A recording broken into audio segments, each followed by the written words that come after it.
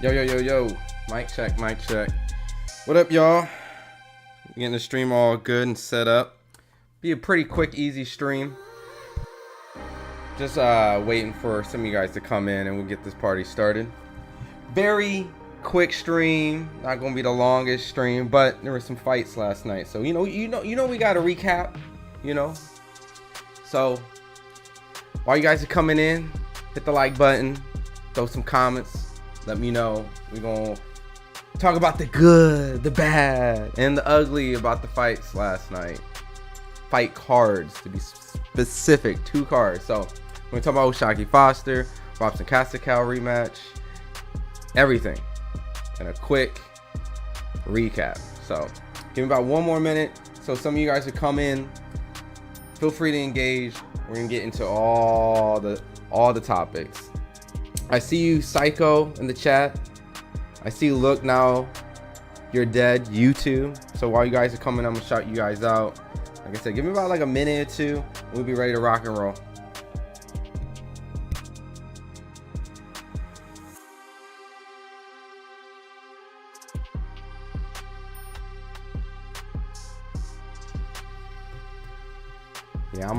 Yeah, I agree with you. We're gonna get into all that. Look. We're gonna get in all of that. There's some things. There's a lot of things we're gonna talk about. So, but the ultimate headline is Kid ready. Is Kid Austin ready for Shakur Stevenson? So there's a poll in the chat.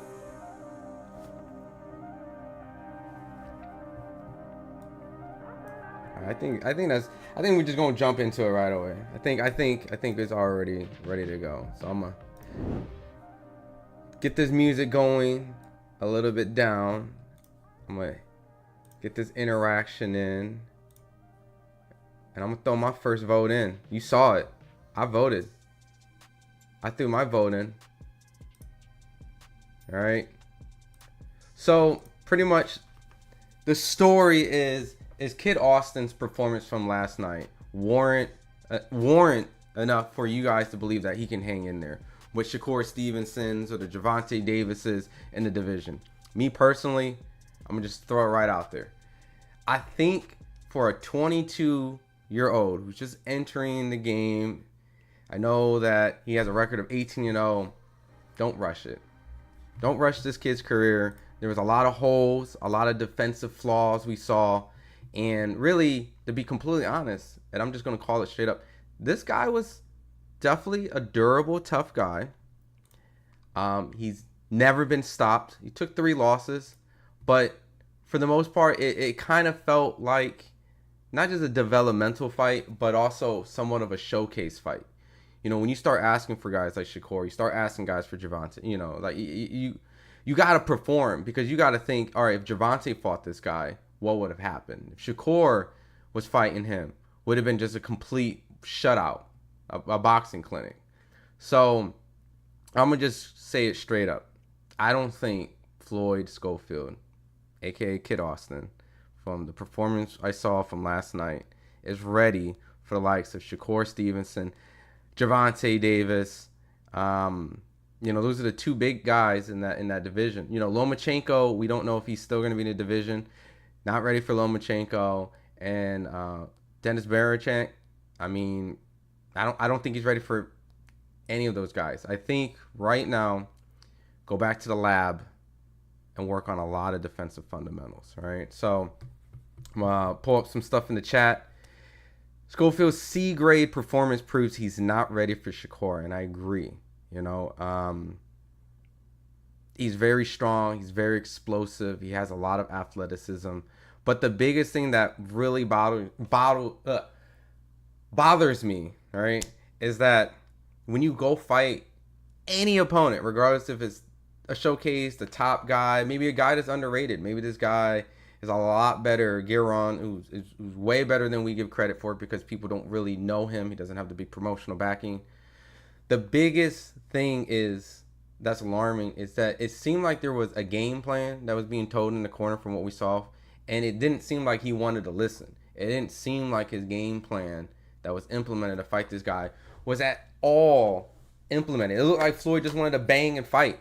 No, it was just kind of get into the rumbles with this dude. And at that point, you already saw that He got knocked down. He, got hurt. I think probably twice in that fight. And so you just have to look. If you're in a tough fight with a guy like Shakur Stevenson, all right, who's going to be very tricky, hard to hit, can be elusive, can be very discouraging, right? You got to be able to have a game plan, A, B, C, D, and things like that. And it seemed like fundamentally the game plan was just falling apart. His dad was screaming at him, was cursing at him, yelling at him.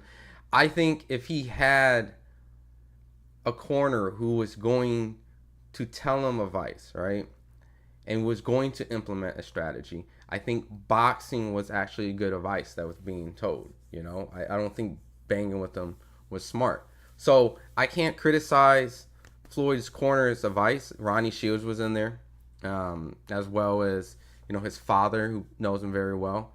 So the thing that's, I think, very interesting is that every fighter develops completely different at different parts of their career, right? So at the age of 22, where Floyd is, he's relatively young, right? He's ranked number 2 in the WBA. So pretty much he's like almost next in line for potentially a mandatory or an eliminator shot. And so for that, when you look at guys like Gervonta Davis, look at guys like Shakur Stevenson, even Devin Haney when he was at this division, you kind of gauge Teofimo Lopez. You start to gauge how were they like around this age, and they seemed a lot more impressive. So, like I said, everyone develops completely different. Not everyone's going to be a 22, 23-year-old phenomenal kid who every performance looks great, regardless if the matchmaking's involved or not. This isn't the first fight I've seen Floyd Schofield kind of make me look at him and be like, there's some stuff that you need to work on a little bit. The last fight I know was a very rough and tough fight, but I've already saw a lot of problems in there on his offense. And this fight showed me a lot of problems with his defense. So I think we should just kind of either sink or swim him, or just let him develop and kind of like put him aside a little bit. And, and maybe the Shakur and Gervonta fights aren't going to be the fights he fights, but it might be the Raymond Muay Thai, the Keyshawn Davis, the Abdullah Masons of his division, and kind of just take him from the generation that is already going on right now and just take him one step back and bring him around those other fighters. Just because I just think every champion beats him. Like everyone in the chat says, Tank by murder whenever he wants. What you need, what up, man? Simple, put him in there with Shakur. See, sink or swim mentality, right? Just we'll find out. And I know Shakur's last performance has been heavily criticized for somewhat being boring, right? But if that's the case, if you put a guy who's defensively flawed, but very explosive, very exciting, wanting to jump in your face, put himself in line, and a guy who's very slick, technically able to capitalize on people jumping, like I think it would be kind of an interesting fight or a very boring fight if Shakur doesn't want to engage. But I think a fight like that would be pretty interesting. I just favor Shakur pretty heavily. That's just me personally. Look says his dad's mouth will hinder his development ego. There is a lot of fast tracking with his dad, and I get it. His dad is understanding very fast. Boxing's entertainment. You got to entertain. You got to sell. You got to show out. You got to bring asses to the seats is what they always say. But at a certain point, that non-humbleness will create fan bases that don't like you. And yes, they will watch you, but the second that you start having issues and things like that, they're either quick to jump off the bandwagon, or ultimately at the end of the day, you put yourself in a position where, you have to perform. And, last night was just not a great night. Every fight teaches a fighter he's ready. Let him have the experience. I mean, look, I know Golden Boy fighters aren't shy putting their fighters in fights where their fighters lose and they bring them back. But you know how boxing is, especially around this division, one loss can really set you back. So I don't really see the point. I don't really think anyone's screaming for Kid Austin versus Shakur Stevenson. You know, I think Floyd needs to build up a little bit more as not just an attraction, but just as a fighter. Because ultimately, what's happening is if he gets a fight with Shakur Stevenson and he loses, does anybody really want to watch Kid Austin if he doesn't perform? Like, let's say it's just completely washed out. So yeah, you can let him have the experience, but in this generation of how boxing, yeah, I agree. It depends how you lose. But in this era of boxing, right? A lot of people, they're very fickle and they're not going to really give fighters like multiple chances. So, and losing to Shakur, yeah, it doesn't really ruin you. We saw that with Robson Casacow. He was able to win a title. And we'll get into all those other fights. But at the age of 22, like what do you get out of that? You can gain experience without taking a loss, right? I mean, I don't think anyone in the chat's going to pick Kid Austin against Shakur Stevenson or Gervonta Davis. You know what I mean? He sparred both of them. And admitted that he got hit with a good body shot when they sparred. So I just think that getting dropped by Rene Giron is not great. And I think he needs to go back to the lab. I'm not looking forward to Shakur fighting anybody. He is unwatchable. What up, Angry Casual Fan? When Tank versus Haney versus Shakur versus Kid Austin versus Keyshawn versus Tiafimo. I mean, never, probably. I mean, Shakur and Kid Austin's more likely. I mean, Tank and Haney. I don't know. Like Keyshawn versus Tiafimo. I don't think that's probably gonna happen either. But you know how boxing works. Kid Austin has issues when he can't hurt someone. Yeah, he admitted pretty much saying that when he tried to throw a whole bunch of punches and it didn't really do much of effect, he immediately defaults in his brain like, great, I gotta probably have to do a 12-round fight. Which you don't really need knockouts. You just need to perform. And you can't get dropped, you can't get hurt, you can't get buckled, you know, against these developmental fights. Yes, the developmental fights, you're learning, but you can't have too many of these. And I'm pretty sure this is not the first performance that fans been looking at Floyd Schofield and started comparing him to, like, is he ready for Shakur? So just slow it down, take it easy, get back in the lab. You know, he's a very athletic, strong, physically capable kid to adapt and to learn. But that night, it looked like he just wanted to fight. He wanted to bang. He wanted to get everything back. And I don't like that. And you saw because of it, he paid a consequence, which was a learning experience. If that was Tank, when he turned his head, when he turned around, right? Like, you don't turn around in a fight. Like, unless the referee comes in, interjects. But those are crucial criticism, like I'm talking about, right? What boxers are you not allowed to criticize? Every boxer who steps in the ring should have criticism. Every boxer who sells a fight should get criticism, right? There's entertainment business, right? You could be considered boring, great fighter. You could be very entertaining outside the ring, you know, work in the ring. I think we're all fans. So I think criticism is valid in every case of every aspect. So as long as you're being respectful and fair and honest, right? Like, we're not disrespectful. We're not disrespect. You know, we're seeing things like turning your back to your opponent regardless of a rabbit punch shouldn't been an issue. You should have been, you know, I don't know, taking a knee if it was that dramatic. But turning your back, if Giron really wanted to, like, quote, sucker punch is what, he could have probably took Floyd out. The dude has power. You saw it. So those type of things are very concerning. His dad's screaming at him in the corner. You know, that dynamics. You hear game plan A. You watch him. He's not doing the game plan. You know, you can clearly see the guy's coming forward. Kid ain't really trying to box him. He's trying to bang with the banger. You know what I mean? So traditionally, you're supposed to box the banger and bang with the boxer. You know, in most cases.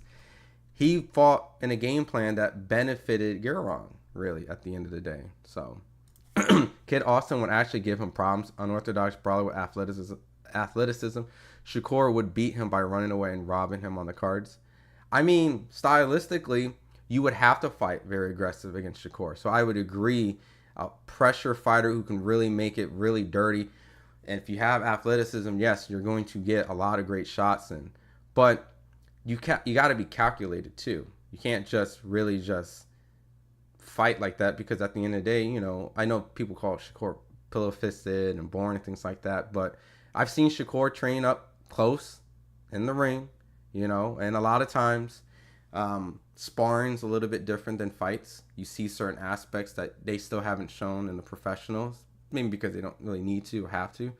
But, you know, Shakur is really calculated in his shot selection. So, you know, as simple as say, you know, you make a mistake, he's going to have to make you pay, you know. So I really don't think Kid Austin's unorthodox brawling athleticism style would poise him in a position where he's going to bring Shakur into a controversial decision at this stage of his career. You know, you got to learn. And really, when you think about it, does Giron really prepare him for a guy like Shakur Stevenson, right? You kind of have to matchmake for the opponent that you're going to be fighting. And a slick, elusive southpaw, that wasn't that. So I get that maybe this style gave him problems, and maybe Shakur's style might be more, you know, suitable. But you're talking about one of the best defensive fighters, not just in his weight class, but in current boxing. So you got to be intelligent when you throw those wide shots. And you can't get tired either. Tank versus Stevenson, I want that fight. Let's see. If you put it all on the line and you lose, you really win. If it's the payout's great, you know, if Shakur and Turkey and all them got Kid Austin like a $5 million payday, you take the fight. Take the loss, take the fight, or maybe roll the dice and you get the win. So, and look, I'm going to continue reading the chat. I'm going to go to the screen capture. I got a whole bunch of stuff, right? I got Giron's box rec, right? So I know styles make fights and yada yada. Like, you guys are extremely intelligent, so I don't really have to go into that whole in-depth, you know, cliche saying like, well, this style versus this style, and this was back then, or he was a different fighter. But okay, you know, Michelle Rivera, all right.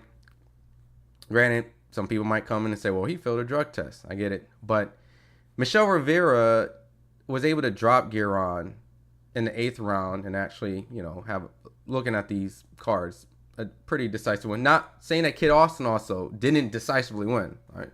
But, you know, I don't see anything saying Michelle Rivera was dropped, right?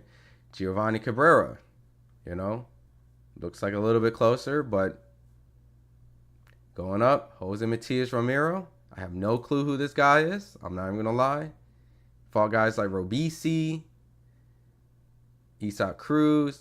Okay, so those aren't bad losses. So this guy right here, fair, right? So this guy's fighting quality opponents. So it makes sense that why he's fighting Floyd Schofield. This guy's been in the ring with talented, quality opponents. At least guys that at least fought some good people. But so Floyd Schofield, probably the widest scorecards, but it's a 12-round fight. I need to update this. They need to say he got dropped. So I say all this just to kind of look through and say, this is not a bad guy to fight. But it's not the guy you want to get dropped by when everyone's wanting you to fight Shakurs and things like that. That's the criticism I'm giving. I get it's boxing, but you have to be aware of your value and your marketability, right? You can't be getting dropped against guys like Giron, which we just broke down is a pretty solid B fighter. But what does this do for the casual fans, right? The casual fans are the ones that really are going to support you and get you these type of fights with Shakurs and Tanks. You're following. Clean that up. Fight intelligently. Don't have these type of hiccups, because this is going to set him back. Everyone's going to have these titles today and tomorrow this week. Is Floyd really... Giron knocked out Cabrera? Did I read that wrong? Hold on. Huh? Giron knocked out Cabrera. It says he got a loss against Cabrera. Am I tripping? Giron knocked out Carlos. Oh, you're saying Giron knocked out Carlos Balderas. Oh, he was the guy that knocked out. I'm sorry. I'm tripping. I was looking at Cabrera. I didn't have my screen properly set up. I just saw the B. I mean the C. He's the dude that knocked out Carlos Balderas. Yeah, I'm tripping. Dude. It's Sunday, man. Bear with me. He's the dude that officially, and then Nair beat him later in Vegas. He's the guy that knocked off Carlos Balderas with all the high. Okay. So I didn't really do my homework on this. All right. Floyd's win ages better. I mean, this kid Carlos Balderas was set to be poised as like a really big guy. All right. So, and he was the one that killed his hype entirely. And that's my whole point. Do you guys even remember Carlos Balderas? Like, where is he, right? He out here trying to rebuild himself, coming up, and then all of a sudden loses to Nair Albright, and that set up the Keyshawn Davis fight. But look at that. So that's what I mean, like the criticism, right? So it's not, don't take the experience, don't worry about taking the loss, but, you know, you got to be aware that boxing's a business, right? Be smart when you fight these type of opponents, because these are the opponents that will prevent you from getting a Shakur Stevenson and Gervonta Davis fight. So his dad's gonna say he has no issues. I mean, we all saw there was issues. He's young though. He's 22. He's a 22-year-old kid. All right. I'm gonna speed through a little bit on some of the chat, and then we're gonna go through the rest of the cards. He has power, yes. He has no setup. He throws everything hard, pushes the pace when he doesn't need to. I agree. Same speed, you know. He did change his stances. I know a lot of people compare him to Sean Porter, but I really wish he'd probably try some different stances. I mean, some offensive approaches, right? Defensively, when you want to push someone, you know, a high guard kind of works. You know, I haven't seen him try to do a high guard. I haven't really seen him try to do setup shots. A lot of winging shots, a lot of combinations, 3, 4, 5, but you can get clipped in between. So, his opponent spared him when he turned his back. Spared him when he turned his back. Tank would have hit him again. Case closed. Oh, I mean, for sure. I think a lot of fighters would. You know what I mean? It's a fight. So that's a huge criticism, you know? And those are things he's going to learn not to do. I promise you that his dad's probably like cooking him for that. So, you know, you don't turn your back. That could have been the end of the fight. Shakur's not allowed to be criticized if you do Jay Prince. Chill, man. Shakur definitely can get criticized heavily, man. Shakur is getting criticized heavily right now. Schofield wasn't fight tank. He was fighting a Mexican banger with power. It was his first time. He went the distance. He will be fine. He's still growing as a fighter. You said he was it was the first time he went the distance. It was the first time he went 12 is what you're implying, right? That's what I think you meant. The first time going 12. Yeah, it was his first time going 12. Kid Austin is exciting to watch. He will get better. I agree. Now, look. Freeze temp and everyone in chat. Entertainment value, right? This is also important too. Entertainment value. He is exciting to watch. He gets hurt. He gets down. Like, it almost feels like Floyd Schofield is almost at a point where he's like when Ryan Garcia fought Luke Campbell. Not his opponent isn't as quality as the gold medalist that fought Lomachenko and, you know, fought for a title, I think 2 times. But this could be like his Ryan Garcia, Luke Campbell-ish moment where, remember when Ryan Garcia was this guy that no one thought he could hang with the Devin Haney's or hang with the Gervontas, and, you know, Gervonta cleaned them apart. But, you know, I'm not going to go into the whole Osterine and the whole weight and all that stuff. I'm just saying, you know, I think Ryan showed that he's a little bit better than what a lot of people anticipated, regardless of those circumstances. So maybe Floyd's just in that stage, and maybe over time he'll kind of get out of it. But he's just 22. He's very exciting though, like, because he's vulnerable, in my opinion. I wouldn't say he's exciting because I think his fighting style is uh, like remarkable, right? Some guys you just watch and you see their talent. It's just like that's kind of like what a lot of people watch Floyd. I thought Floyd was extremely entertaining. A lot of people thought he was boring, but his technical like skills was so good that I had to watch all his fights. It was just remarkable how talented and how his skill set was that good. So, and he was always sharp every night. So, Floyd on the other side is very entertaining because he's going to fight you when he shouldn't be fighting you. Pure entertainment. I remember when he did get dropped, I walked to grab an orange and I came back and he's on the floor and I'm like, what? So I had to wait for the replay, but yeah, that's entertainment. So don't get me wrong, he's gained entertainment value. He's gaining popularity, right? I I just want to say like these are just fair criticism as if he wants to fight and win against Shakur. You know what I mean? You got to clean that stuff up because you fight Tank and Shakur, you're gonna start getting these 18-0, 18-1, 18-2, 18-3. So Shakur is super clinical. You make a mistake, Shakur will punish you. Shakur dropped Valdez. He has power. I think every fighter has respectful punches.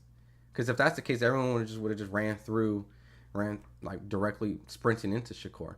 I just don't think he has that like Arthur Betterbeeve power, you know what I mean? Or like Inoue power people speak of, or Deontay Wilder with the right hand, you know, the Terrence Crawford or the hook with Canelo. Like some people are just the Triple G. Some people are just like remarkably just strong. But Shakur will punish you. Like Robson Castle fought Oshaki Foster the other day. And when you look at the Shakur fight, granted, Shakur did miss weight and there was a lot of low blows. Shakur was beating him up like bad. Like he was beating Robson bad. And Robson fought Navarrete and Valdez and you know and Foster got power too, but Shakur was punishing him, dude. So you can't sleep on Shakur, man. The right combination of punches will get you out there. Kid Austin versus De Los Santos next. No more backsteps. His dad said he's the greatest switch fighter of all time. I'll prove it. I hate to say it, look, but I do think he needs to take more fights like Giron. Because De Los Santos, personally, you got to remember, De Los Santos beat the 140 champion. That is Rayo Venezuela. And he stopped Rayo. He got dropped. He got dropped by Rayo. So he has a chin. He got up. And he shows he still has power, and he was able to sleep Rayo. So, and that was at 135. Rayo went up 140. I get it. He fought like a 135, 130 pounder pit bull, right? And I get it, the way that the belt's transferred. But still, when you look at De Los Santos has a win against the current reigning 140 pounder champion, Rayo Venezuela. So you're almost asking Kid to fight, arguably, you know, another world champion, right? De Los Santos is somewhat in the realms of a top 10 fighter in that division. And if you remove the champions, he's the top 5 of non-champions. So that's a tough fight. That's a very tough fight. And I promise you, De Los Santos hits way harder than Giron. Like my assumption alone, but it's just kind of my fair assessment that there's a reason why Shakur also didn't just sprint into De Los Santos. He needs to fight Giro Cabrera. That's a good fight. That's a tricky, slippery kind of guy that can help him in preparation for guys like Shakur and even Tank. Tank boxes bigger guys or aggressive guys. Everyone comes to Tank, so Tank is a boxer. So Haney is still undefeated. According to BoxRec and his record on everything, he is undefeated. He is currently undefeated. Kid Austin can't handle real Mexican pressure. He gets flustered when people eat his shots. I noticed that he kind of relies on hurting his opponent. Giron got a tough ass chin, man, and for angry casual fan who elevated, Giron did beat Carlos Badera, so yeah, pretty decent win, Not the sexiest name you have on your resume, but that's a good win. Does Schofield have Mayweather syndrome, phobia, losing his? Oh, no, I don't think so. I don't think he is. I think Floyd, they generally do want to fight Shakur. I think, you know, there's fights out there he could fight. Like Abdullah Mason's team was down to fight him, but in their eyes, they're thinking that's a step backwards in the direction of them wanting to be a world champion or fighting in a big fight. Because really, when you fight guys like Tank and Shakur, like you're getting thousands of dollars to maybe even millions, right? Tank's Tank would be the one that would get you the bag. But you know, like there's a business. They have to set themselves up financially, so they can't just be fighting anyone. I think they're just more than happy to risk their O's in fights that make sense for them financially, and that's everyone in boxing. You can't just take on, like, if we look at the rankings, like he can't just be taking on like Andy Cruz just because of it, and then Frank Martin for the cause of it, and Raymond Muay Thai just for the cause of it. Like he wants Shakur and Javante because they're probably going to give him his biggest paydays in the division currently. He won't do high guard because he's allergic to body shots. He's coming off a broken rib. I mean, there's people that do high guard that don't get hit. I'm not saying he won't get hit, but you know, like you gotta do something else. You gotta have. The thing with me, and look, who's this guy on the internet talking? I get it. The thing with me in any type of game that you play, right? If it's a video game, if it's poker, if it's simple slap hands, you got to have different elements to your game. You can't just do slap hands at one speed. You can't slap hand with both hands every time. You can't slap hand with the right hand every time. You got to, what am I doing?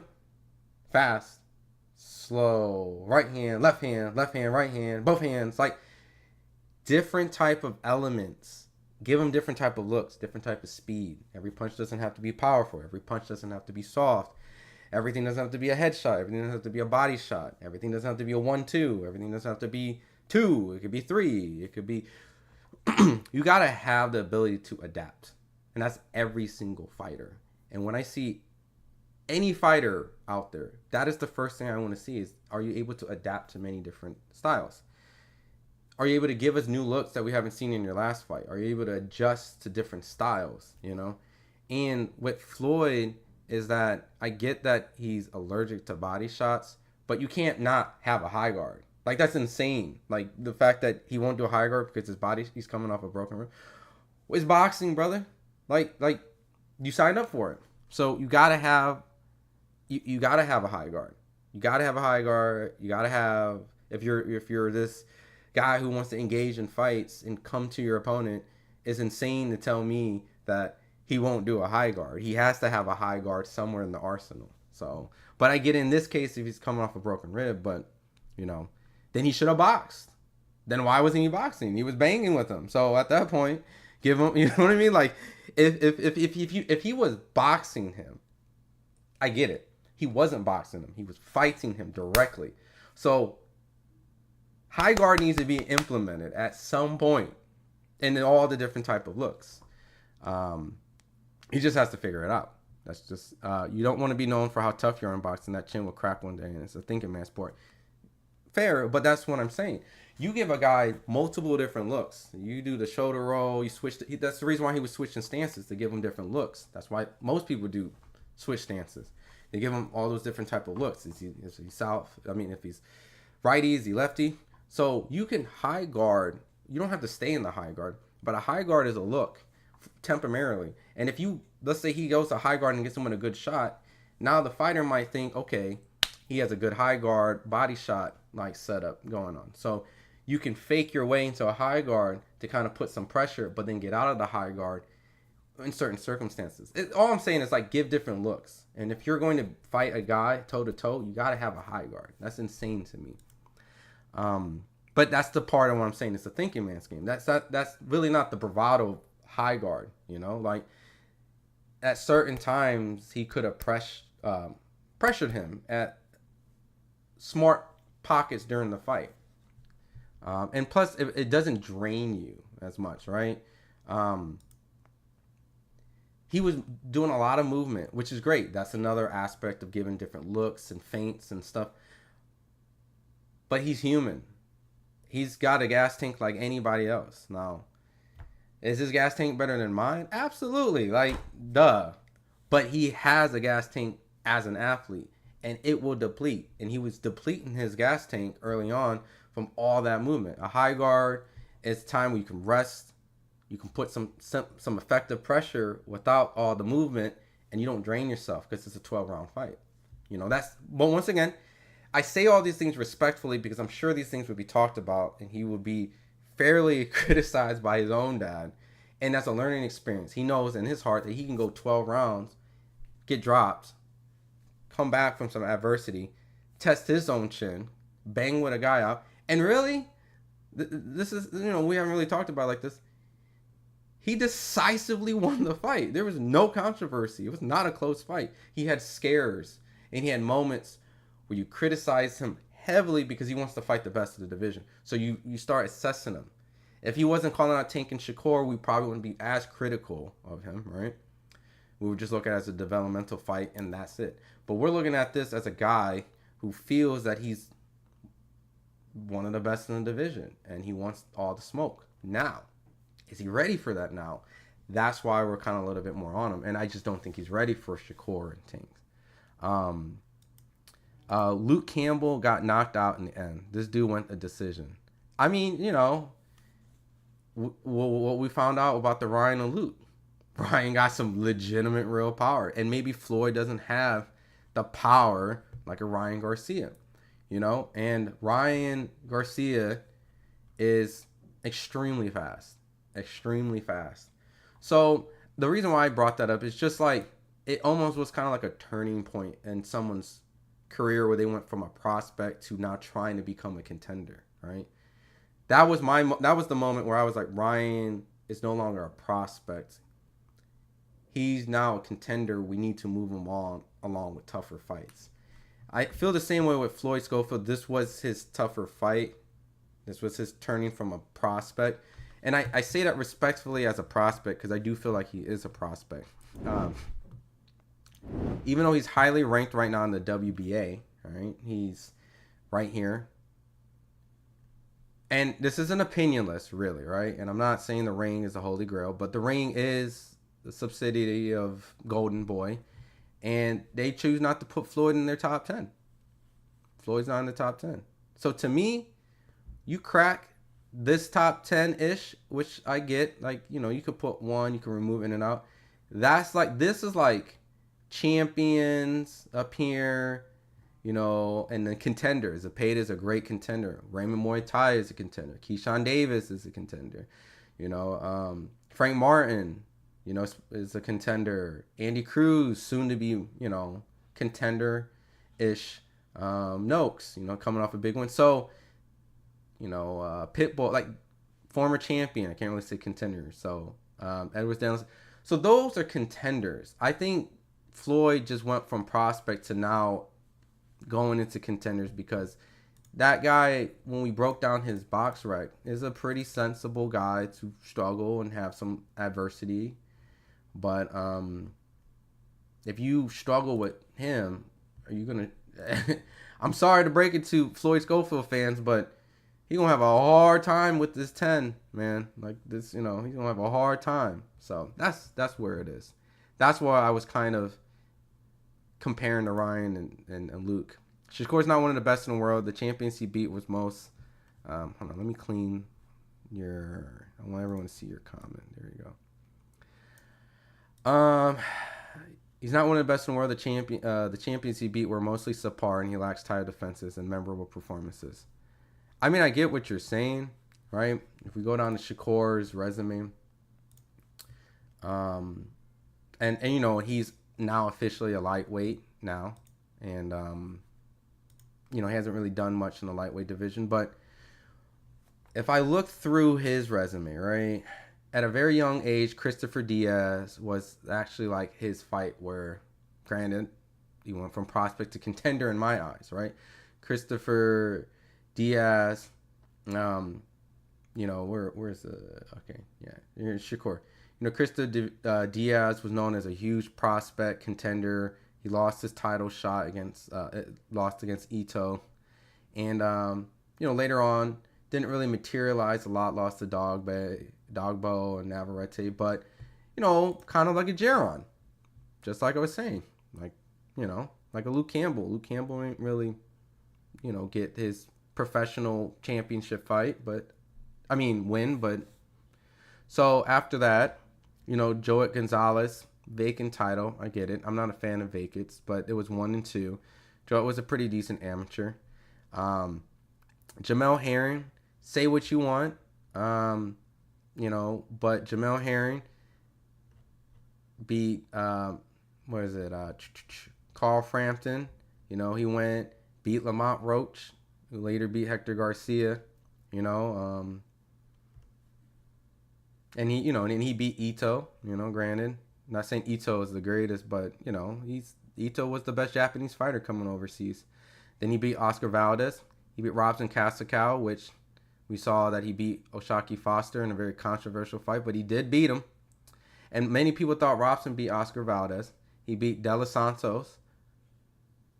Not recommending watching the fight, but De Los Santos did beat Rayo Venezuela, and if we take Shakur's word that he was injured, he beat this dude with one arm.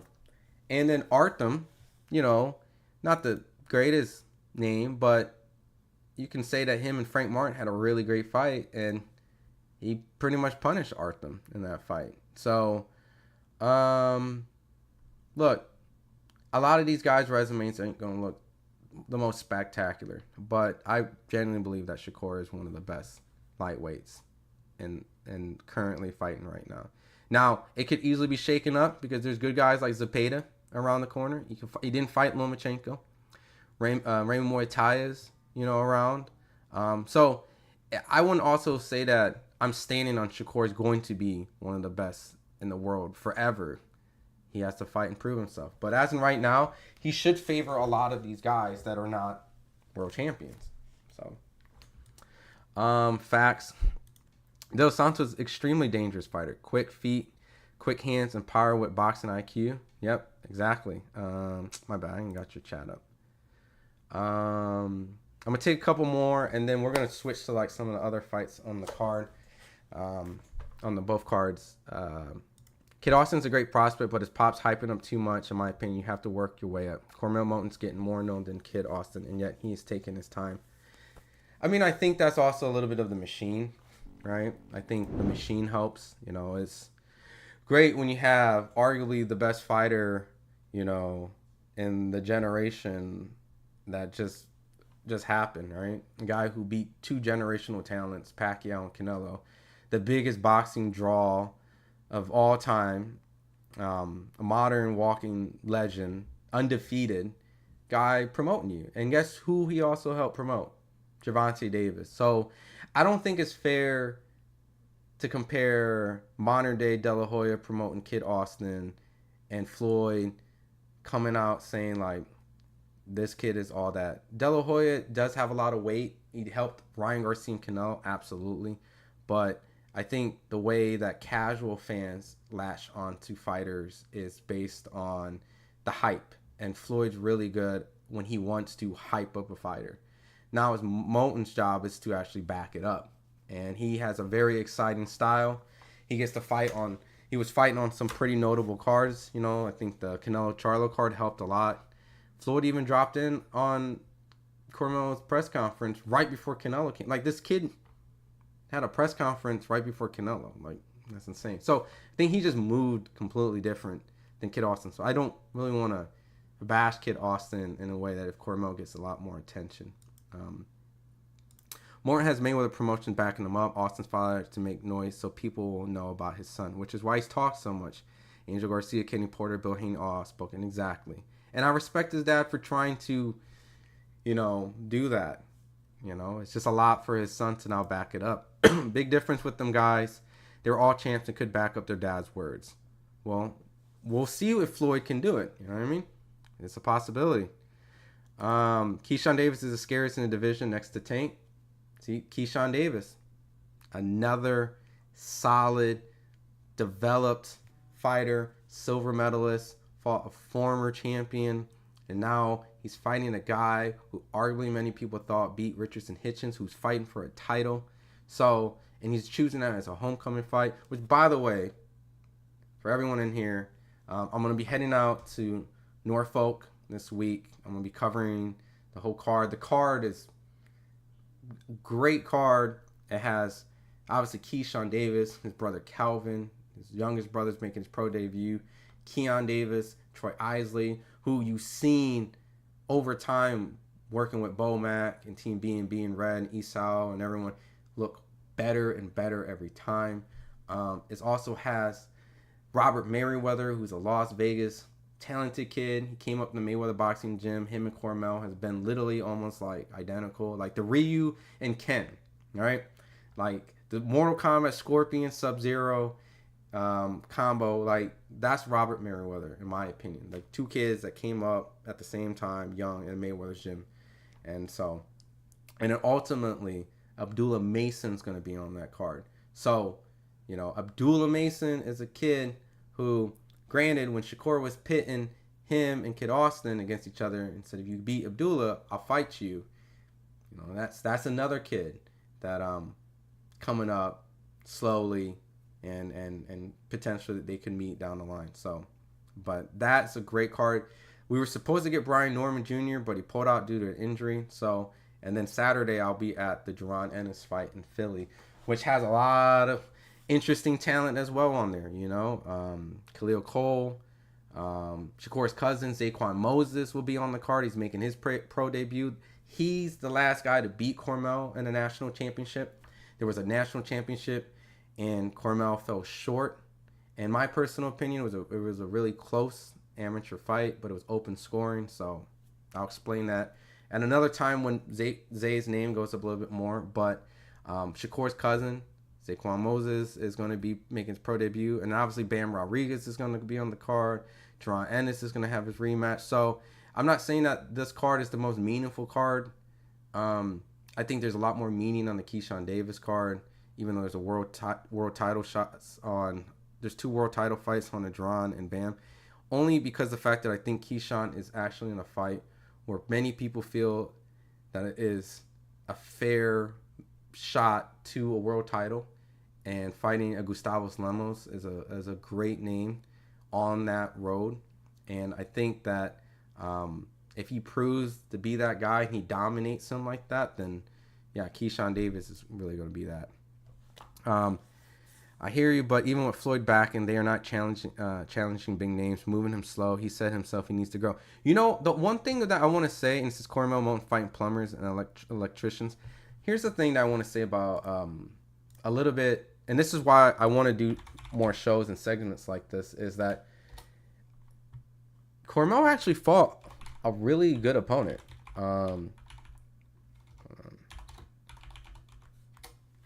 You know, the fight that he actually went the distance, right? Let me pull this up. Right? And this is Zaquan right there. See, this is Shakur's cousin. So that's amateur backing right there. Little lore right there.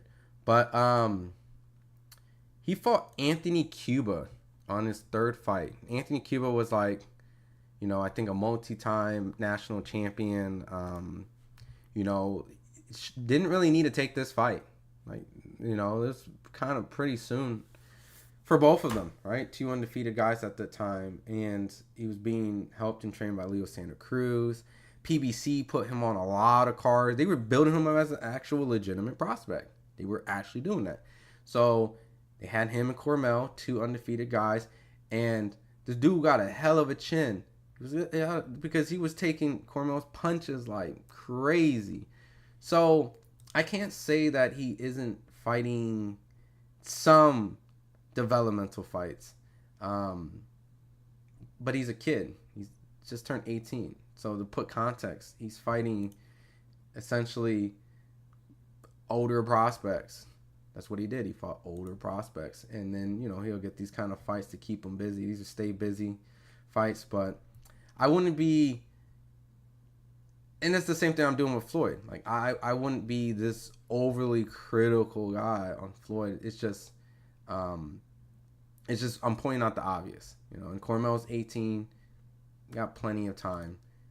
That's a lot to handle for an 18-year-old.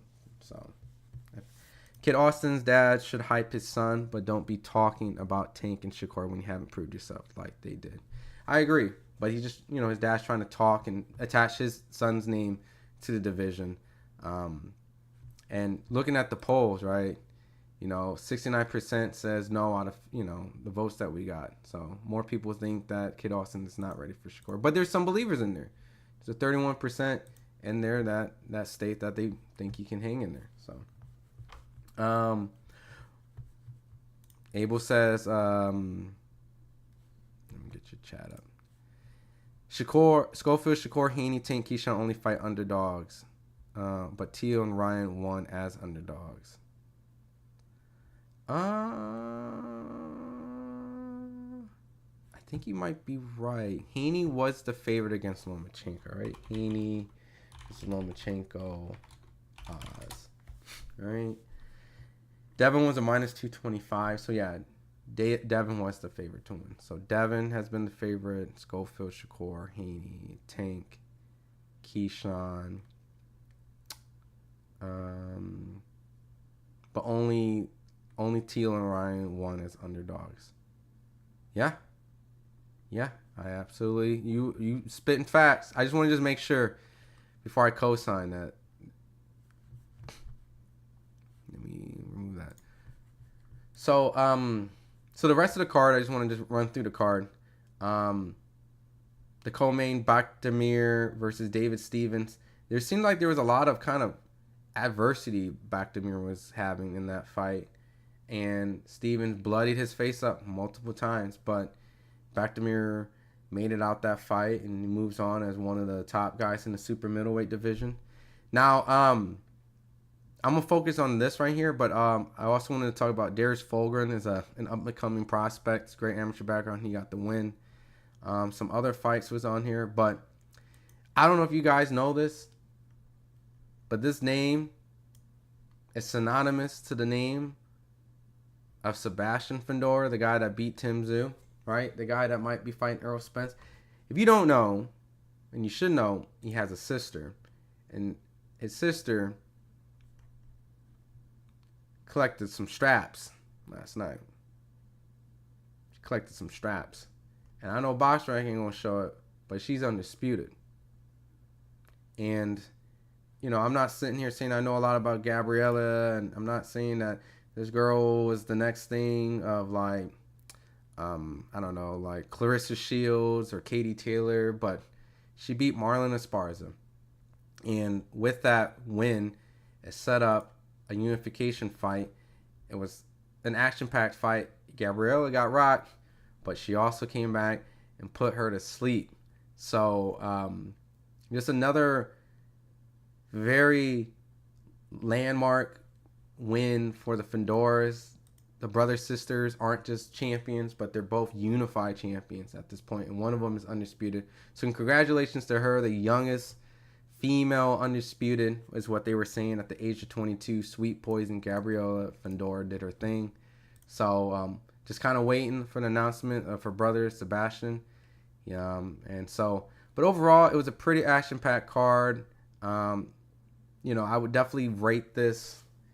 If I wanted to rate this card for entertainment value, you know, I would probably give it like a solid B. It was kind of like a B card. What up, Chicago Kills, man? What's up, brother?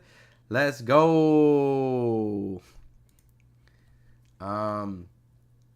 So I think it was a pretty good entertainment value. The Bakdamir fight was kind of, you know, was dragging a little bit, and then the Schofield fight had some dry moments, but overall it was a really exciting fight.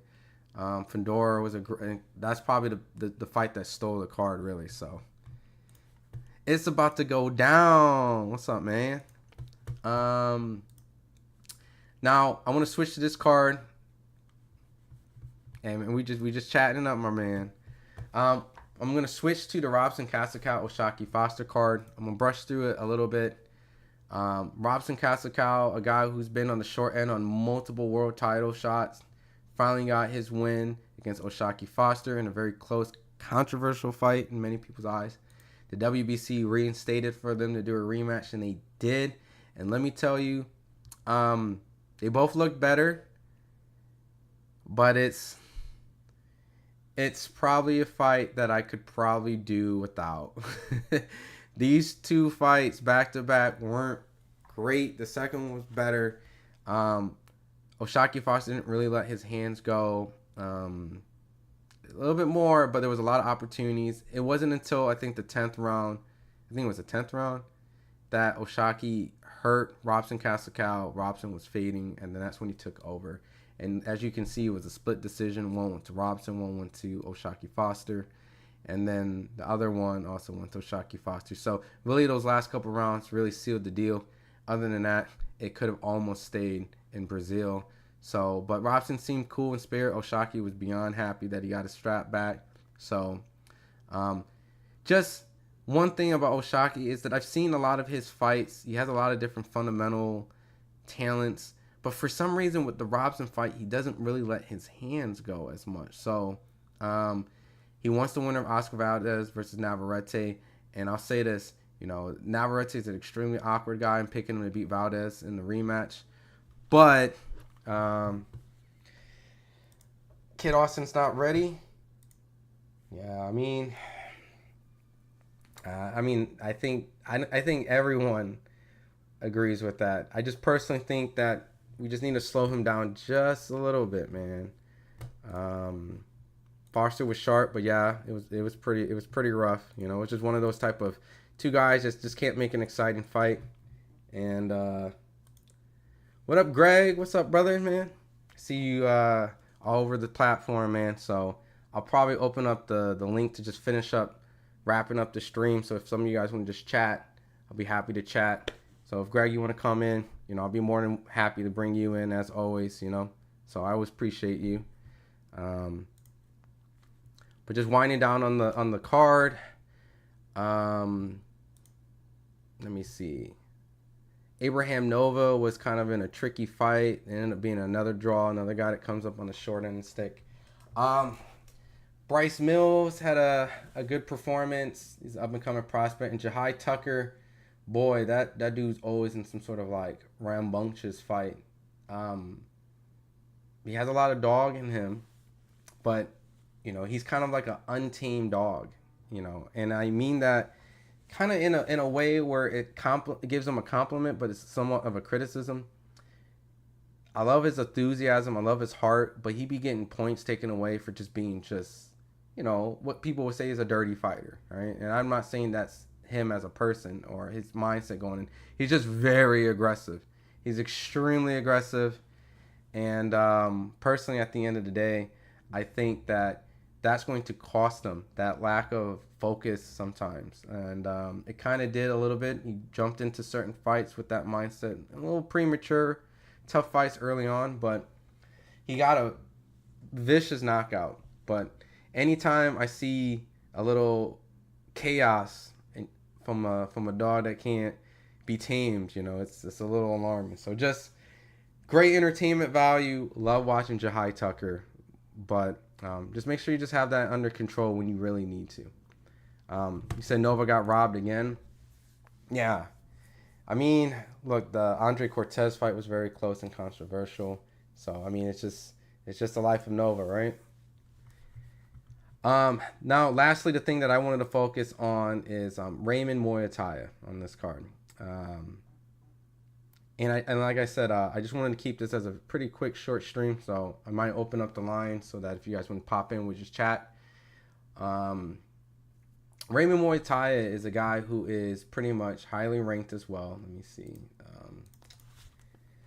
Boxing rankings. I did an interview with him not too long ago. We just caught up, and he pretty much says that he's ready. He's ready for the top guys, kind of like Schofield. These are two guys at the 135 division. I do feel like Raymond Moyataya belongs in like the top contenders. versus Floyd Schofield. And it's no disrespect to Floyd.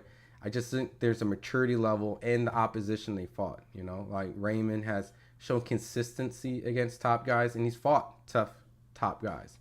I think a guy like Tevin Farmer will give a lot of people problems, and it's very tricky. So, of course, Raymond's going to have adversity. But the later the round got, he started touching Tevin, and he actually hurt Tevin. So, granted, if it was a 12-round fight, who knows what would have happened. But Tevin's a tricky, crafty veteran, extremely elusive, former world champion. You can't hold nothing against that. And Raymond, showed up and had a tough fight. That's what happens. So, but with Raymond Muay Thai, I'm going to do some little boxing math. Jesus Perez Campos, right? A lot of people didn't really know who his opponent was, right? They're like, oh, where did they get this guy? Come forward fighter, yada, yada, yada, right?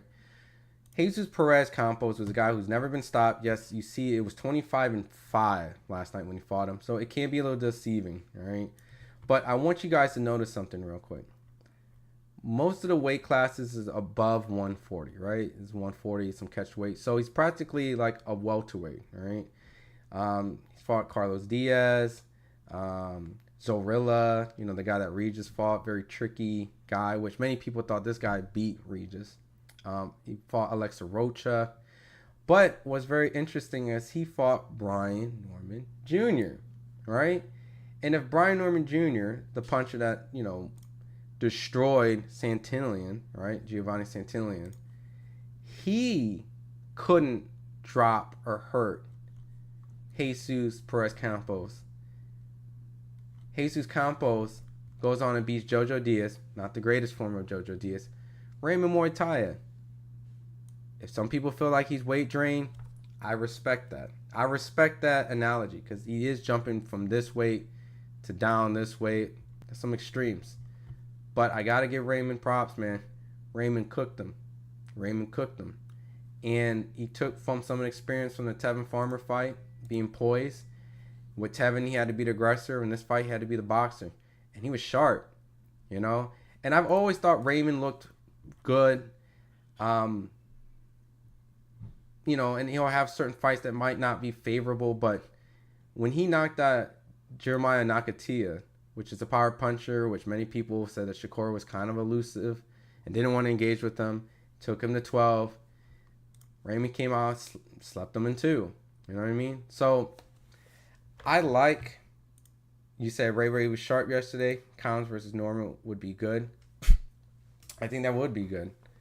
I think Collins deserves the opportunity to fight one of the top. I mean, especially with the the division resetting. So, but where was I? No, but Ray looked sharp. Like, I like what I saw from Raymond Muay Thai, and based off the rankings, William Zepeda is ranked number 1 in all 4 sanctioned bodies, which is actually insane. This is actually insane. He's ranked. He can probably get an opportunity with any of these guys. So after Zepeda goes and fights whoever, Raymond will be next in line for 2 of these, the WBC, the WBO. What's interesting though, underneath is Keyshawn is interchangeable with him. He's number 3, technically number 2, and then number 3.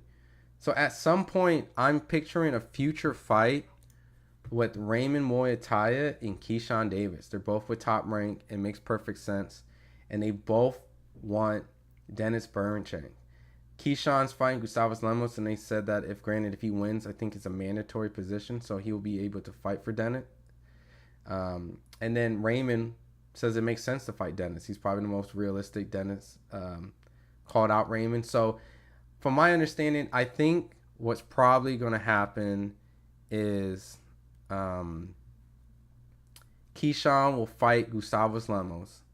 Keyshawn will beat Gustavus Lemos, and then Keyshawn will fight for the WBO.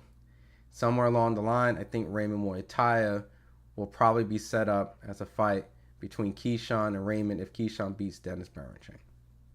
And that's how the picture looks out, And Raymond said he would be down to fight Keyshawn, and I think that's something that Top Rank will probably put together. But, I'm excited. I get to see Keyshawn out this week. I think this kid is extremely talented. I think Keyshawn is going to really take his boxing career really serious. You can see that he's made a lot of changes. He's been very focused on religion. He's been, a new father, and he's been very in tune, very present with his child, and he's very, very, very present in camp. So, I think Gustavo Lemos is going to fight probably the toughest and most scariest version of Keyshawn, because he's also motivated because it's going to be in his hometown. So I think that's going to be Keyshawn's legitimate homecoming coming out party. We've already sold out a lot of tickets. It only makes sense for him to fight a world title, and then Raymond will probably be next in line for a big setup between those two guys, Keyshawn and Raymond, and we'll see. That's what I think Top Rank's going to be brewing. So, you say Ray's ready now? I mean, he's right there. So, what up, Southpaw? What's up, man? What's going on, man? Keep killing it out there, man. I hope you hit 100K, man. I think you're almost there, right? I think you're almost at 100K on your channel. So that pretty much just winds up, the two cards. So, but I think Kid Austin, very young, 22. Personally, I think just needs to just be a little bit more patient. Don't rush into these big fights. You can keep your name around the Tanks and the Shakurs. I'm with that, but really just go back to the lab and just work on some fundamental things. I think Floyd Schofield has a lot of potential. I think he's a very talented kid. I just don't want to see him get his career rushed, because that's what boxing typically does. You know what I mean? So you get these guys in and out. So you got to be smart with the business plan, and also be really in tune with what that fight was last night. That was a tough fight. You got dropped. There was a lot of things in there that you needed to really go home and do some homework on, So I like Floyd Schofield as a fighter. I think he's very good for the sport. I think he's very entertaining. I think he brings a lot of value. I just think right now that was his contender introduction type of fight. He's transitioning to contender status. You don't really need to just jump into tough fights back to back. Take another fight someone like Giron with that type of style. Maybe punches hard as hell. Maybe isn't as punch resistant, but a guy that you can focus and work on some things. And then try to fight guys that have similar styles, like a Shakur or a Tank. Fight guys that are a little bit more creative and a little bit more tricky, because those guys are like, Tank is going to be extremely creative with his punching. Like when Tank fights, like you definitely see his creativity the longer the fight goes, and he's going to put better pressure than Giron. He's going to punch harder than Giron, and he's not going to fight with those shortcomings he has. So seems like Kid's fundamentals weren't there. Renee's tough as hell too. Got that Mexican heart. I mean, look. I was looking at his box rec. The chat was educating me a little bit. He was the dude that beat Carlos Balderas. Before the Floyd fight, I didn't really do too much homework, but he's the dude that really set Carlos Balderas' career into like quicksand. You don't really hear about him no more. So at that point, he went and fought Giovanni Cabrera, and he went and fought he lost to Jose Matias Romero, which we looked at. He fought Robisi, he fought Michelle Rivera, he fought Isaac Cruz. Those are good guys to lose to.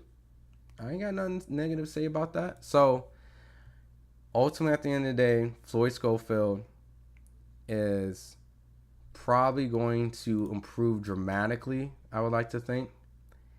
And this is a learning experience. And not taken away from Renee, I really felt like Floyd probably, how would I say? I think Floyd just didn't fight the best game plan.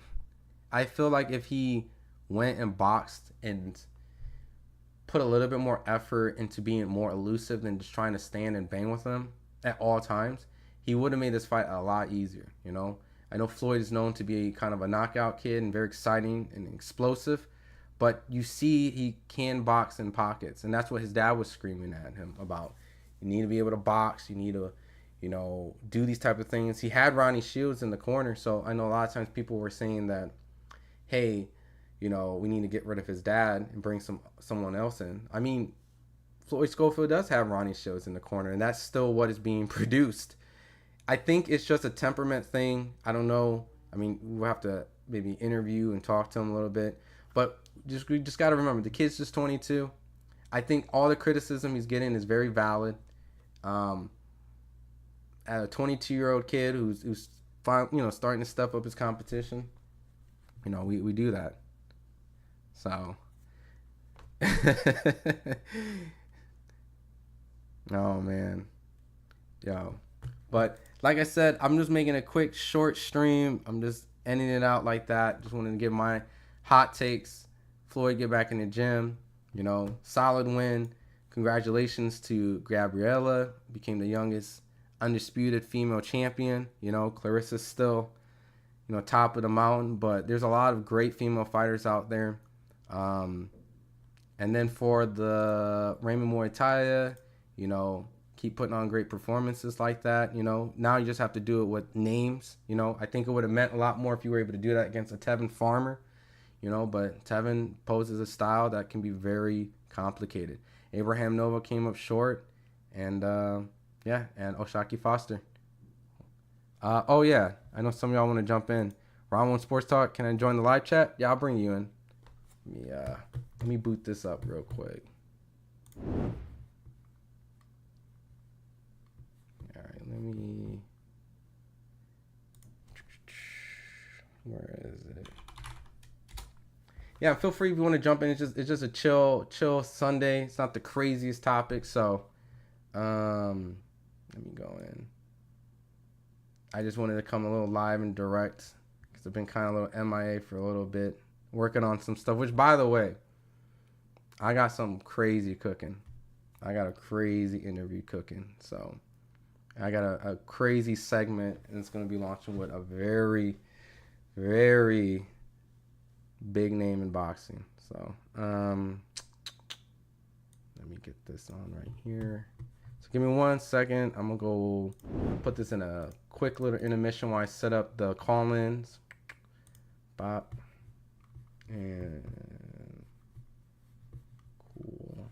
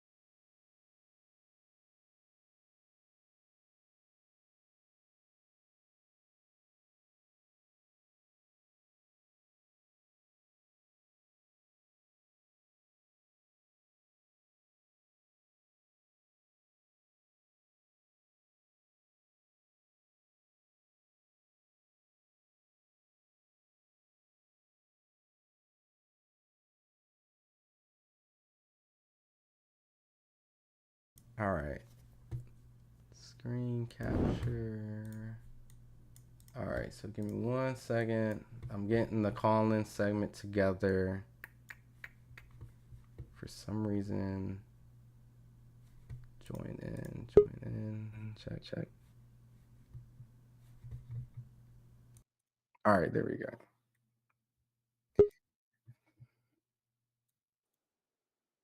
All right, man. Can you hear me? Yeah, hold on. Let me turn you off here. Can you hear me okay? I got you loud and clear. That's what's up, my man. How you doing? Good, man. It's just a chill Sunday, right? It's not the Yeah. screen that's gonna get like 10,000 people. It was Floyd Schofield, Shaki Foster, Robson Constacao. But we're the diehards, right? Yeah, we're the diehards because I think it was an important night in boxing on the low. You know, a couple moving parts, and it goes to show that some of these men and women are starting to make moves. Speaking on Floyd Schofield first, I just want to touch on that. He took a level up in opponents, and I think he's getting a lot of criticism right now because mainly because of his dad, not mainly because of him in particular. You know, um, his performance. As I was watching the fight, as the fight was going on the first half of the fight, he was boxing well, he was doing, but he made some mistakes. And I believe that these are some situations, boxing situations that you can only experience and learn in the ring. I think that the young man. I'm sorry, go on. I think there's an echo. I didn't even Is say there? anything. Hold on. Okay. Let me see. Only because I Can you don't hear want me? what you're saying is completely get muddled up. Okay. Hold on.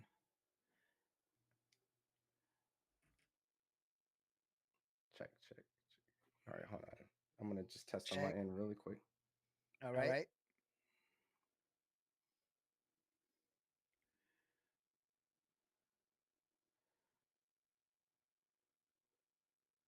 Have anything like a phone or anything in the background, do you? I have actually a fan on. Hold on. Let me turn that off. Does a fan do that? How's that?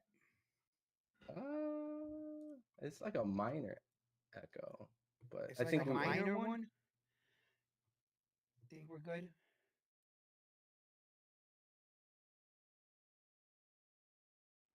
yeah, it's better. Yeah, just it's better now. All right. Well, what I back to what I was saying. I was just saying that the young man right now is getting a lot of a lot of people are coming at him right now, but I don't think it's doing part to, him in particular. It was just his dad. I think his performance, he's going to learn a lot from this. I think that his competition really pushed him, and it shows and opens eyes to these young men and women that, they think that they get to a certain level in the game, and they think they're there until they get in the ring with that other opponent that really shows them there's levels to this. You know, you had a comment in the comment section where you were saying whether or not you think that Schofield's ready for Shakur. And I disagree. I don't think he's there yet. Could he be one day? Yes. Yes. He has a lot of potential. Schofield definitely knows, and he shows that, he's gonna get better. Right now, I don't think so, but time will tell. As far as Morataya, this was a fight that when they say, right, they put the guy in the ring with the other guy, and they say, oh, this guy right here, he shouldn't have went 12 rounds with him. So when you go in there and you knock him out, Well, real then quick, they turn around. Roy, Yeah. Robin, the echo is so strong. I'm sorry. Is it really? It is. Wow. Okay, hold on. Let's see here. I'm looking to How about see if here? anything on my end, but I think it's on Right. your end. All right, hold on. Let's see here. Must be driving you crazy. Well, Right. it's just a quality level. It's hard for you to get all this great information, and the viewers don't want to kind of sit through the echo. Right. Hold on. Let me see right now.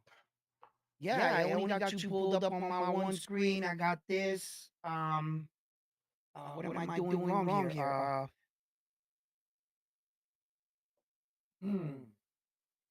Why would I have an echo? Man, I was cleaning, I was dusting, I was hitting all the buttons. Oh, I no. really was. Yeah, I was. And I might have threw it off. And it's probably on my end. Probably is. I lowered my mic a little. Hopefully, let me hit the one touch tune in. Try to let's see here. Try recording. Still an echo? It's still an echo. Still? Yeah? Okay. Hold on. That's my little one crying in the back. I got on. Okay.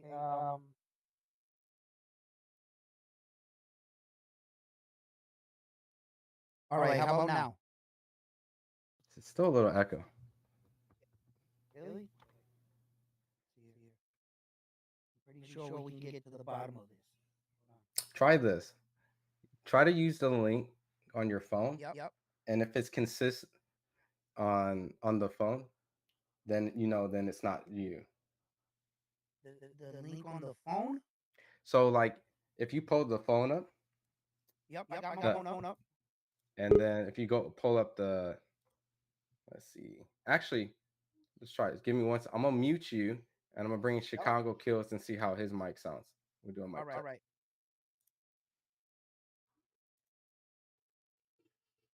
Yo, can y'all hear me? How's the mic? Okay. All right. I think there's an echo, so it might be on my end. Oh, so I'm echoing too? Damn. Yes. Hey. And you don't have nothing else open. I don't got nothing. Nope. Okay. Okay. Let me give a quick little. I'm gonna mute you guys real quick. If there's an echo.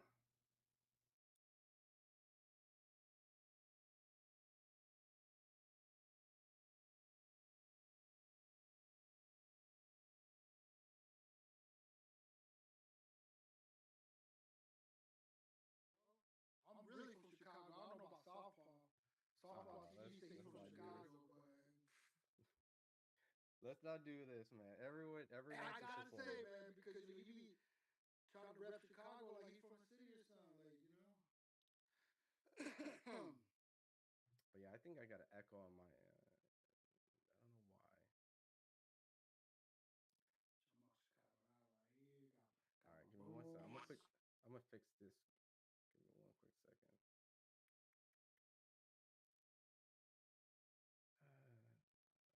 What is going on here?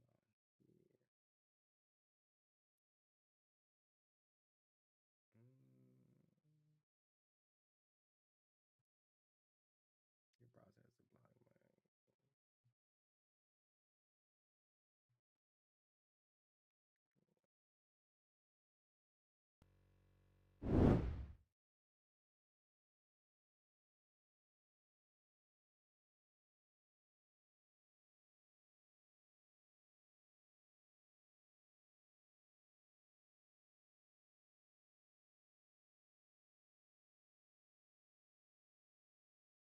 All right. I rebooted my system. Can you hear me?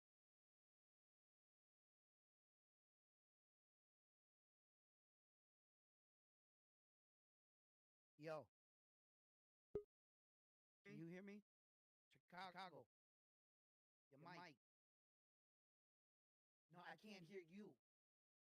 I can't hear you. I think he got me muted. Okay. Now I got you. All right. Yeah. Oh, okay. You can hear me too? I hear you loud and clear. Do you hear me with an echo or anything? Nah, you're good to go, bro. Yeah. Yeah. You good to go. What about me? Well, while he comes back, the chats over here. Well, I think kind of locked us out of the chats. I think he has to do that. Oh, it's just between us right now?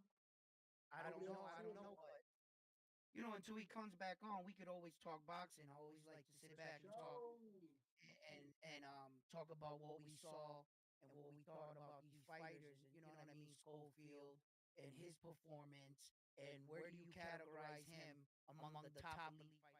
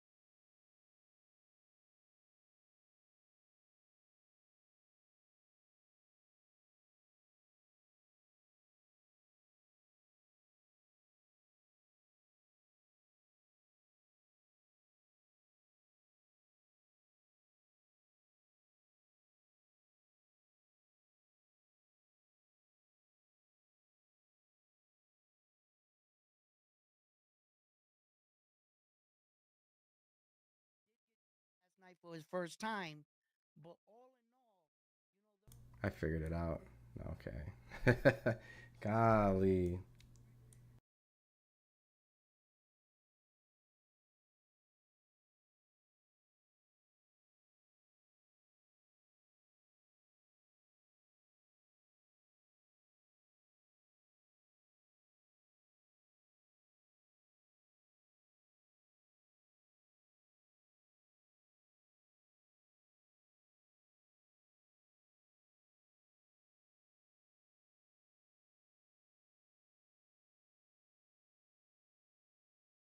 Hey yo, chill out, Heidi.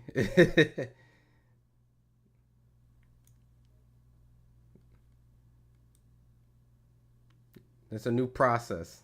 hear more. I don't know if they watch tape, but if they don't watch tape, they definitely should go watch tape, see what they can tweak here and there. But nah, he's in the mix. He's definitely in the mix. But Renee was a good fighter. I think he might have overlooked him. Might have overlooked him.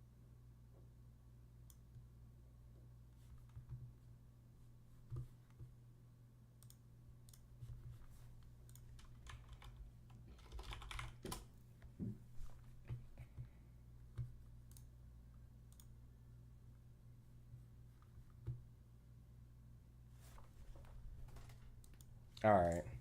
I figured this shit out. It would be a good fight with Shakur. Definitely not Tank. I think he'll get sparked by Tank. Shakur, I he think don't Shakur outbox him. knows him too much.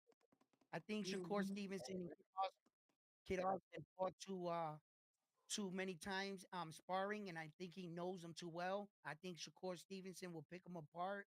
It kind of goes like when Loma fought Jermaine Ortiz. Jermaine Ortiz was Loma's sparring partner for 3 years. That's mm, why he did so good against Loma. They knew each other. They got history. Kid Austin and Shakur have been sparring for a long time.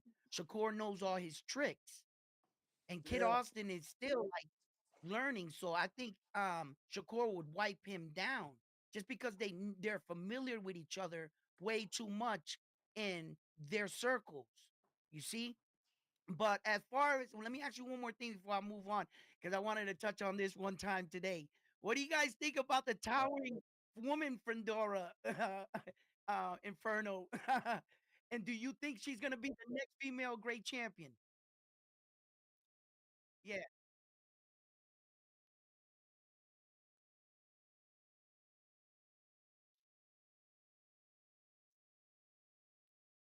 yeah, absolutely.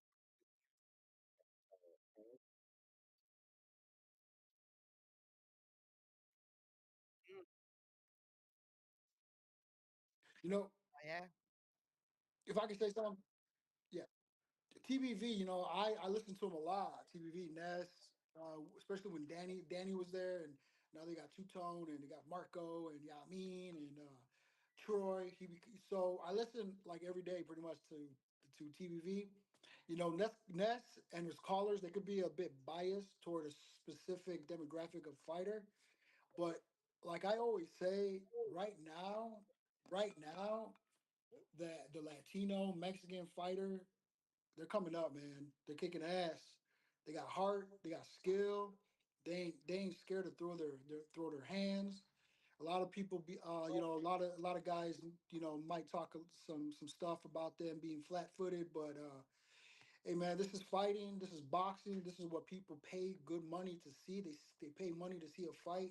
They don't pay money for somebody to dance around and have good footwork work and try to be slick and land a little weak jab or try to counterpunch. They want to see violence. You could tell with a lot of the fights, a lot of the fighters' faces, they don't really get marked up anymore. They're not really beat up like how it was back in the day. I'm 42 years old. I grew up watching boxing, and these fighters nowadays, they want to keep their face intact. They don't want to get hit. They don't want a black eye or a busted lip. And the Mexicans, man, the Mexicans have always kept it the way it should be, the way it is, and they're getting better. They involved with the sport, and they got heart. They're hard hitting, and they can take a punch. Um, well, I guess the thing what I'm saying is like I think everything comes in every type of package. So like I've never been I guess like a strictly like this race is coming back, or this race is better, or this potential thing is overall. Like, I think ultimately at the end of the day, there's styles in every type of genre of, weight, style, color and whatnot. I think the fan bases is what I guess drive things more than this specific kind of individual group of people coming back. Like Salvador Sanchez has had probably a lot of influence on guys like Roy Jones, right? So like that slick defensive style. But then Roy Jones would influence his next generation. So I think it's really more like post any era. Like when you're post Ali, there's a lot of guys that want to be like Ali. When you're post Floyd, a lot of guys want to be like Floyd. And you see the facts. So, you see Devin, you see Shakur, those guys are pretty much fundamentally basing a lot of stuff from post Floyd. You know what I mean? Canelo's bringing, a lot of his fight fan bases that are post Canelo style, just like that. You're going to see a huge effect what Inoue does. Pacquiao has a huge influence with the Filipinos, the bouncing in and out. So someone from that generation is going to change things. And so, I don't know. I just try to avoid those type of things because ultimately at the end of the day, like, you're gonna get fights where Ryan's gonna win, and you're gonna get fights Ryan's gonna lose. You're gonna get fights where Tank's gonna demolish these guys regardless of whatever style. You know what I mean? And then those guys, no one's beating Tank at the moment. Those guys fight each other, and so you're gonna see guys that are gonna want to fight like Tank. You're gonna see guys that are gonna want to fight like Ryan Garcia. You're gonna see guys that are gonna want to fight like Terrence Crawford. You know what I mean? And Terrence, for example, is like a very offensive fighter in his career, right? So you're gonna see more guys like Keyshawn Davis is probably gonna be a little bit more influenced with.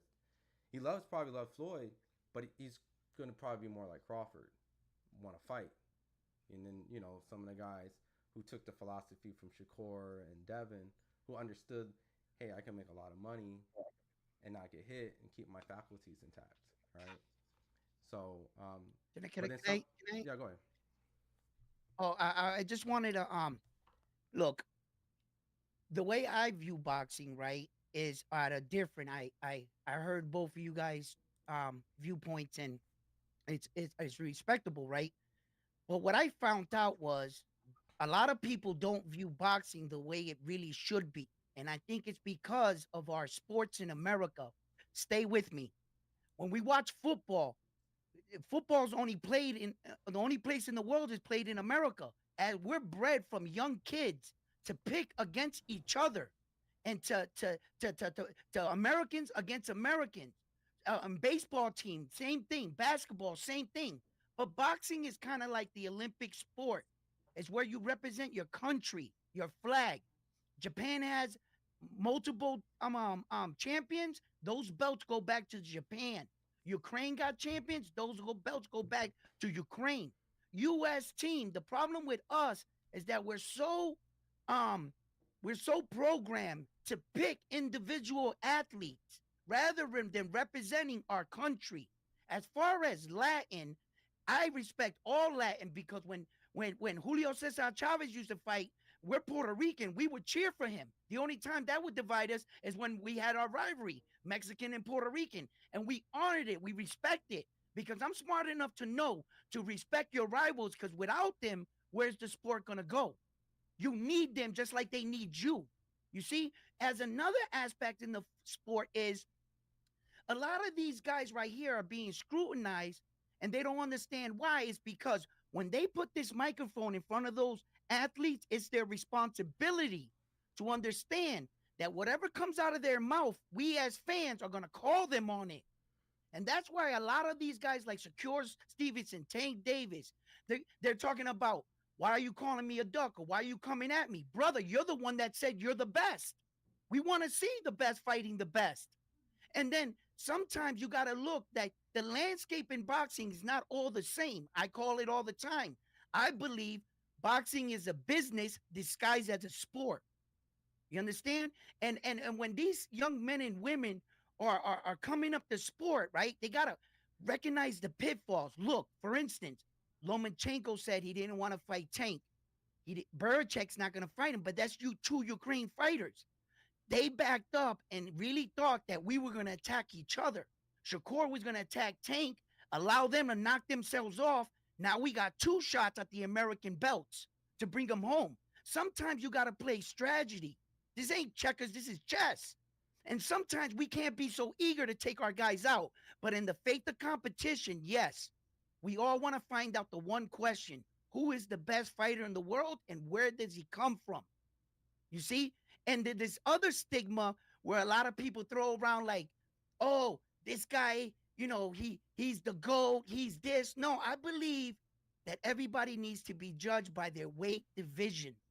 I can't judge Inoue to Terrence Crawford. They're not in the same weight division. You see? And it wouldn't be right to judge them like this. Then we go down, this pound for pound list and where we rank the fighters at. Some people got the heavyweight champion on a pound for pound list, which I kind of find it a little absurd because he has the most prestigious belt in all of boxing. He's already king. You don't put a king on a list. The list was made for mortal men, for them to determine, to give them eyes and recognition. Because when you judge the heavyweight championship of the world, you don't judge them by all weight divisions. You judge them by heavyweight. When you judge Terrence Crawford, you judge him throughout the 17 weight divisions. Now, well, yeah, in a way, the 17 weight divisions. You see?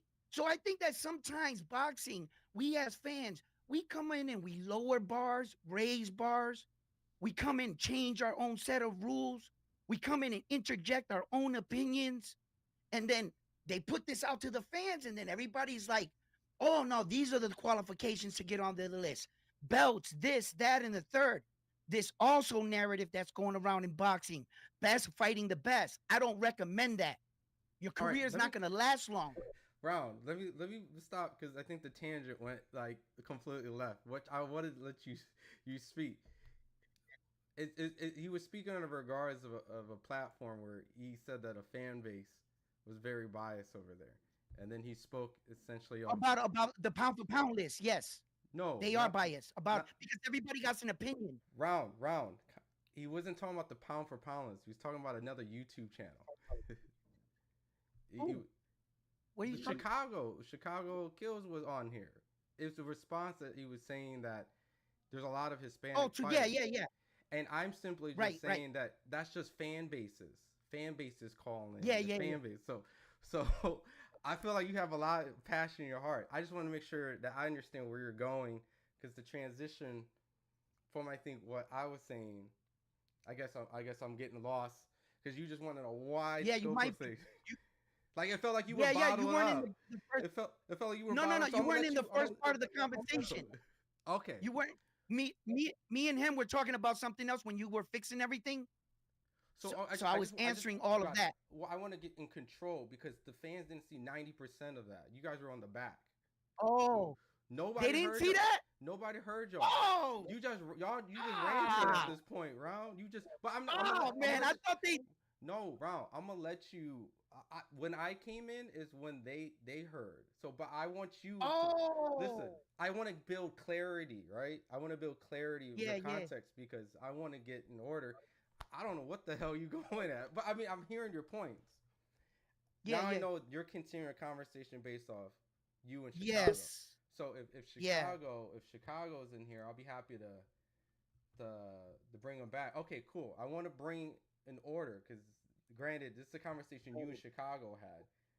All right. Now we're lost. All right. Well, I was just making a little viewpoints on some of the things in boxing.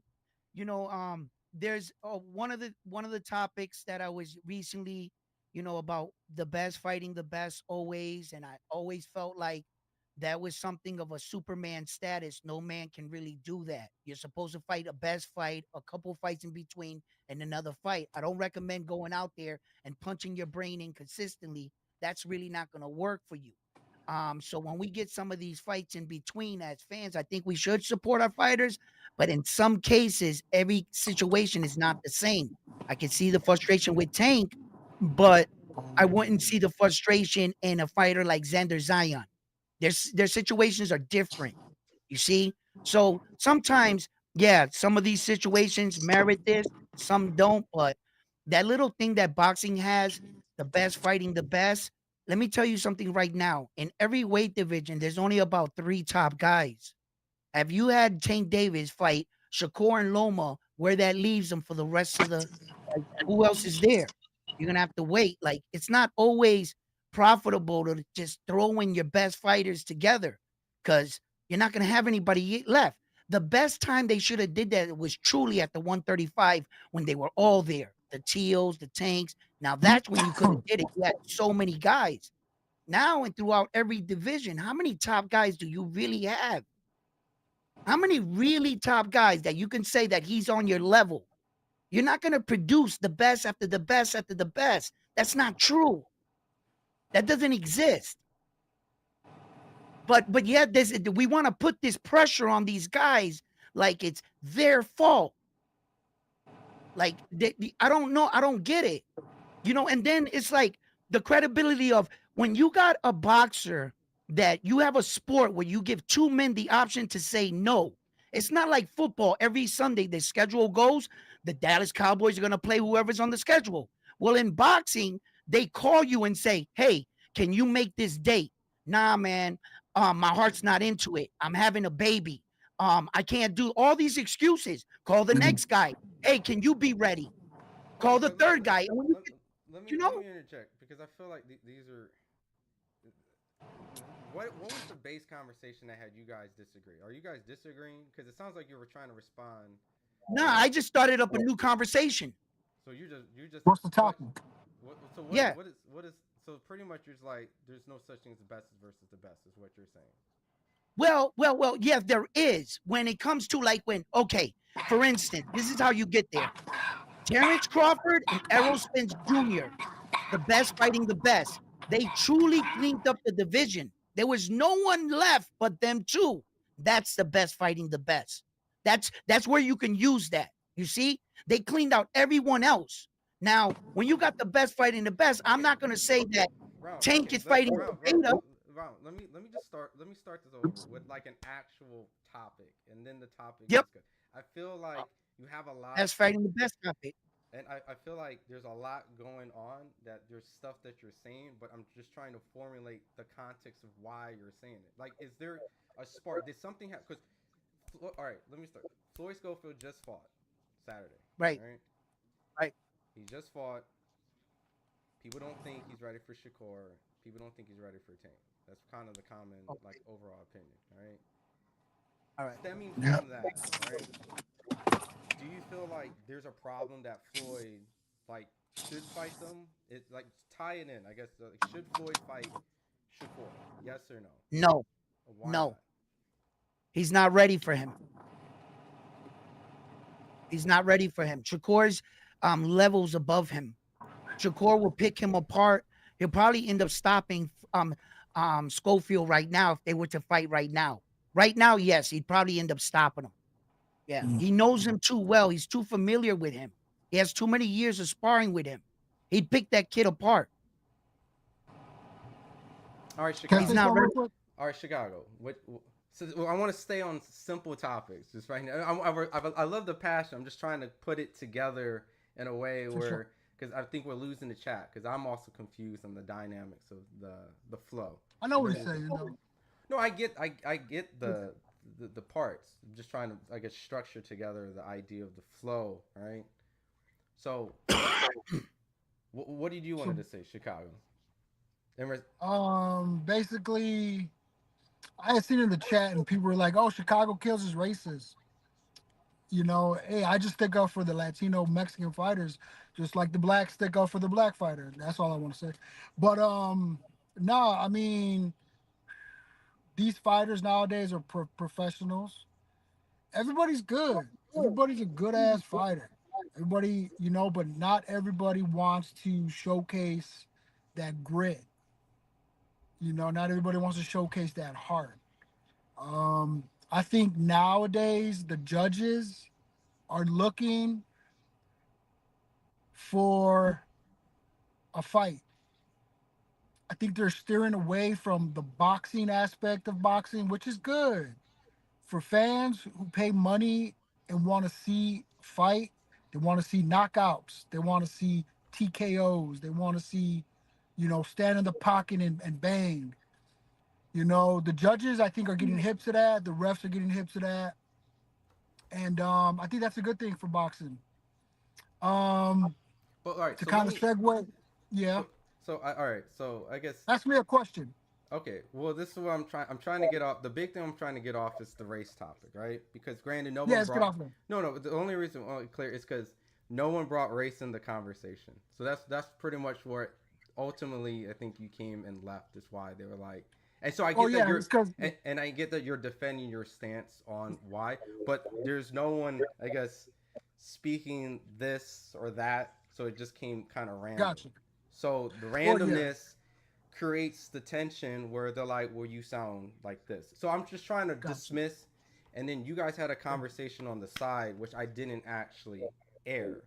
So I'm trying to I didn't also. know you didn't air it. So I so didn't know so you so didn't you air it. guys Yeah. sound crazy is what I'm trying to say. Y'all both sound rambling and Nah, we was crazy. talking about a whole thing. Oh, Me So in so Chicago. so I'm you trying to want to hear the clear. conversation that we No, had in the no, back? no, I Which, don't. I'm trying to oh, clear the fact that I brought you on and said you guys are now on, and you guys went into a rambling fest of a conversation okay. that wasn't on, and I'm confused as hell, and I'm trying to I'm bring it back to crazy, the topic. baby. I'm just Listen, listen. I'm Okay. not. I got like 12 more minutes, so I'm trying to stick it to the topic of the Floyd and Okay, can Shakur. we?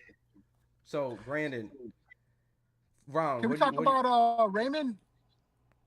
Sure. What do you want to say about Raymond Muay Thai? And then I'll give you the floor, So Ron. Raymond, okay, so Raymond is looking really good. I love Tevin Farmer, one of my favorite guys. I was a little biased in the fight. I wanted Farmer to win. So I made every excuse in my mind to be like, okay, you know what? It could have went either way. But when I was watching the fight, yeah, Raymond was hitting Tevin a little bit harder. He was getting the better shots. Farmer kind of gassed out at the end a little bit. So I think Raymond is ready for anybody, any of the champs at 35. He's gonna be a beast for anybody. I really love Raymond against Keyshawn. It's gonna be a blockbuster. There you It go. should be pay-per-view. Blockbuster is gonna be fireworks because Keyshawn comes to fight. And that's gonna be great. Great fireworks. He looks good, got the braids, got the new style.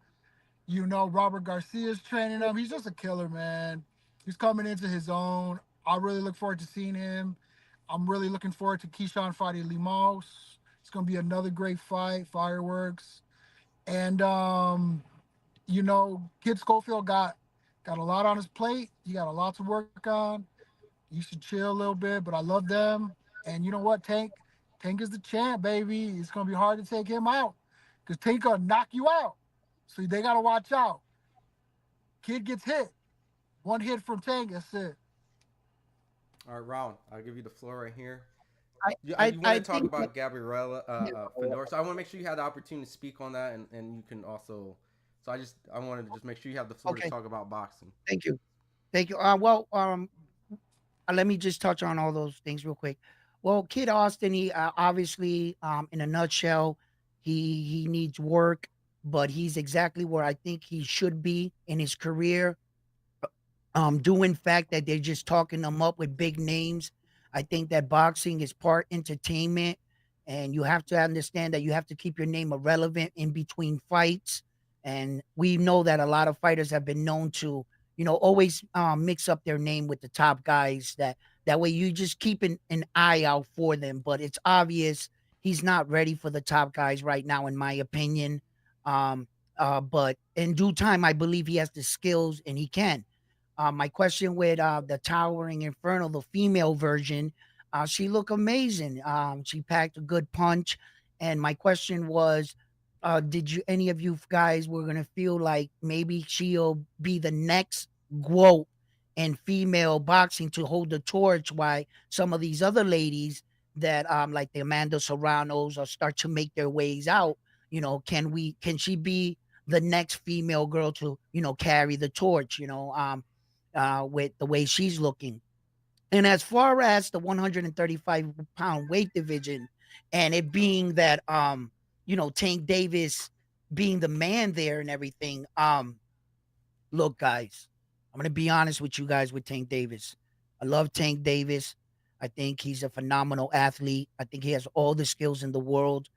And I even talk him up on my channel. And I'm starting to realize of late that, I can't put the cart before the horse. I can't give him the credit of being an elite fighter if he hasn't fought the elite guys in his weight division in order to prove it. I know it's there. In my hearts of heart, I can argue with anybody on Tank's skills. I just believe he hasn't had the right dancing partner, but he still hasn't done it yet. So when it comes to Tank, I always want to give him his credit, but truth be told, he just hasn't beaten those levels of opposition yet. So as far as that, as far as the fights go, as far as Moratai go, look, he fought a good guy. Is he ready for the top guys? Sink or swim in this sport at this point, I guess. Sometimes we ask these fighters, who have you fought? He's like, bro, I'm trying to fight you. You're the guy I'm trying to fight so that I can get a name. But you keep trying to duck me and say, I don't put fans in the seat or this and that. I want an opportunity. I'm calling you out. And then some fighters, if they call out 2 or 3 fighters and don't call out the right, a lot of criticism. Why don't you call out this guy? Well, shit, I called out 3 guys. What do you want me to call out 10? Do I got to surround myself? So it's always one thing with these fighters. Floyd said it best.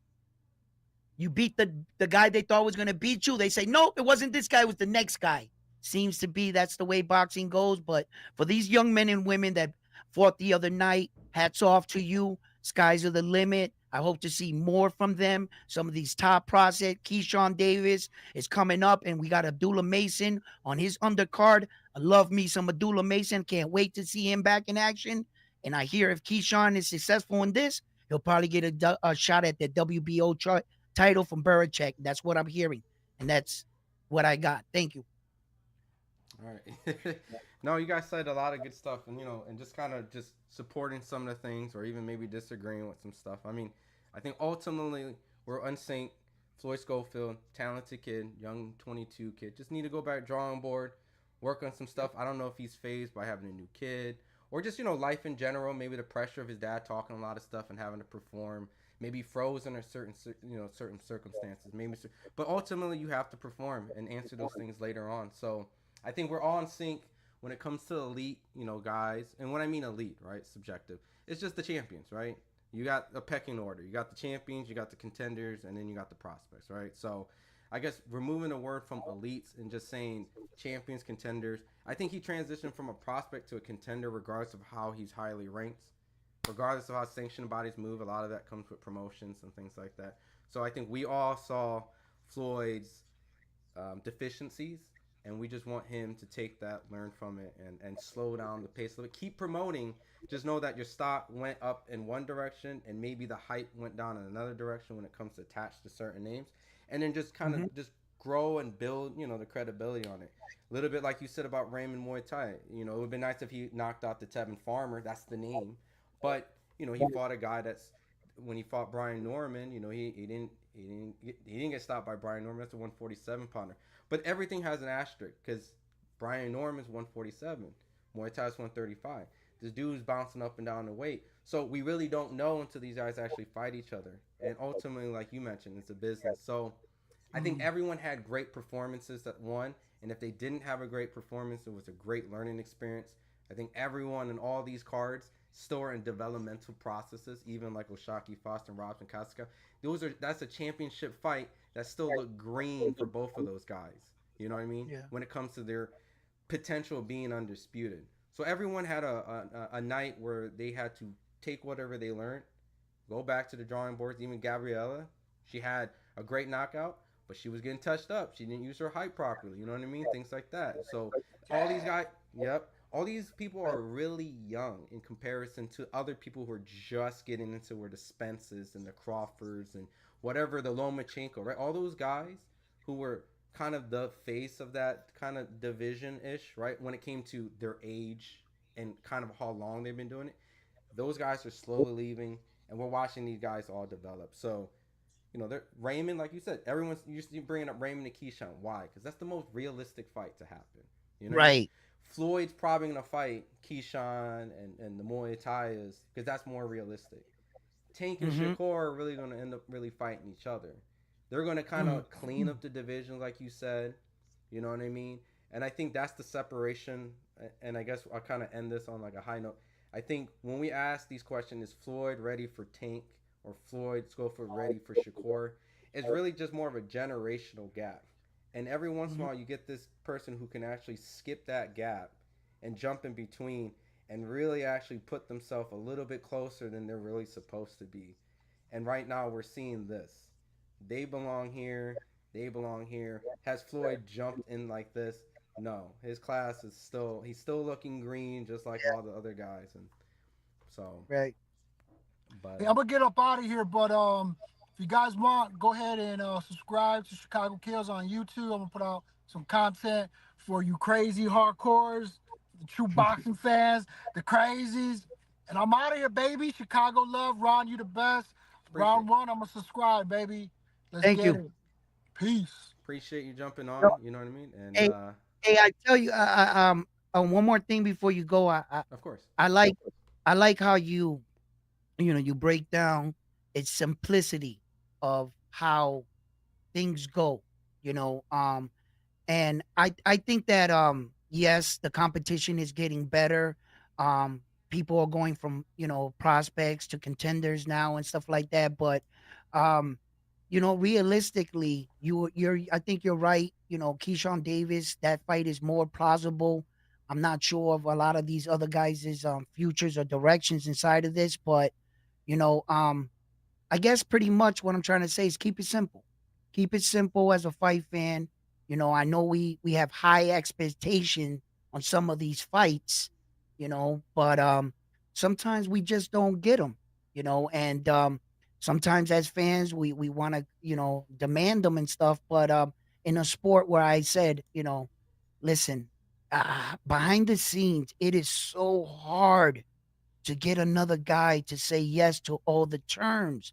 You have no idea, like in a contract, we're gonna fight here, how much money, what ounces of the gloves, but shit from the trunks you're wearing, and the hotel you stay. I mean, it's so many petty little things that guys fight over. Whose names on the center of the ring, who's taking lead, and it's just sometimes it's a lot tougher at the higher levels to put the fights together than the lower levels. Sometimes at the lower levels, basically a handshake. Hey, can you make this date? Yes. Done deal. See you there. Ba ba ba. We work it out. Right? But when you're renting out venues, people are flying in, renting out hotels, fighting traffic to come see you. There's a lot more things that are in the back, and these fighters not just as simple as going like this and making them happen. the And I only could see thing some. the only thing I want to interject is that that's a Yeah. very small percentage of the boxing. Like to be Yes, honest, it is. it's Yeah. not. It's really it comes down to like being smart about your decision. And some of these guys understand the risk and reward. And you hear that all the time in boxing, right? If you Yeah. really go to a boxing events, they're not as crazy as impact and all the things you're saying. Now, if it's D1 at Vegas, Canelo versus I don't know, Canelo versus David Benavidez is going to be like that. Terrence and Spence you saw was like that. Yeah. Anything who anyone feels that they deserve some sort of significant percentage against like Tank, right? Because Tank is essentially the A side, right? The guy who brings Oh, asses to the he's seat, a right? cow. So it's not in question. So when you get a guy who feels like they bring value, then there's going to be complications. If they feel like, yo, this is an opportunity more than I'm bringing something to it. So most times that's kind of the complication. But most of these dudes really just want a chance. And those guys up here aren't going to give these guys an opportunity. They're really looking for the best for Kind of themselves. how I feel about Teal. Like you want Tank Davis money, but you're not filling up the stadiums like Tank. How could you? How can I pay you like Tank if you're not selling like him? And that's where it begins. There's clearly always, in my personal opinion, there's always a clear A side. It's not really Yeah. complicated.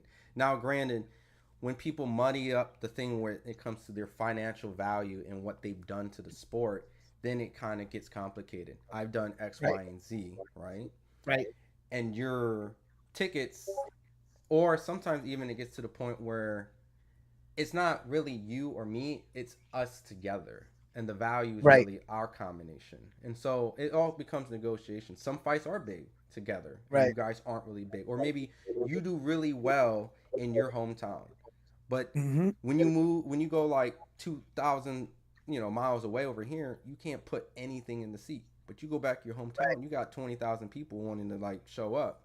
So but what are those values in your hometown versus this guy who fights? And so that's really when it comes down. But that's the 1%. That's the 1%. Yeah. 99% Yeah. of the time, I go to these boxing events. They're giving away tickets. They're giving away Right. tickets. Right. So And how many I people actually fight on pay-per-view? How many fighters you and think currently today? that are legitimate pay per view like No, bring that value. actually, yeah, fight on pay-per-view. How many fighters you think? American pay per view. Anybody, everybody in the world. Give me a Well, it's number. different. It's different because, like in Mexico, like Canelo fights for it to be available for everyone, so he doesn't For put on free. paper. Correct. Right. But in the United States, So he that's gets why. paid. Well, that's why I asked. Are you just talking? Yeah, Because don't make it gets complicated a little bit, right? No, don't make it too complicated. Just if he fights on pay-per-view, no matter where in the world. American pay per view where it makes the most money is what you're saying. Okay, give me a All right. number. How many guys you got? We got Canelo. We got Tank. I tell you, you're not gonna get past 10. Oh God, we're at 5 right now, brother. That's what I'm thinking. You're I not can't even get at past. 5. No, I'm saying I can't get past this. I know what I'm talking about. You Yeah. want to bring 10? No, I'm trying to get No, to I 5. said you're not gonna get past 10. I know that. But Yeah, I'll well, give you. I might not. I'll give you- get. I I'll might give not you get Tank. past. I'll give you Tank. I'll give I you might. Terrence Crawford. I might. But it depends on some depend on opponents.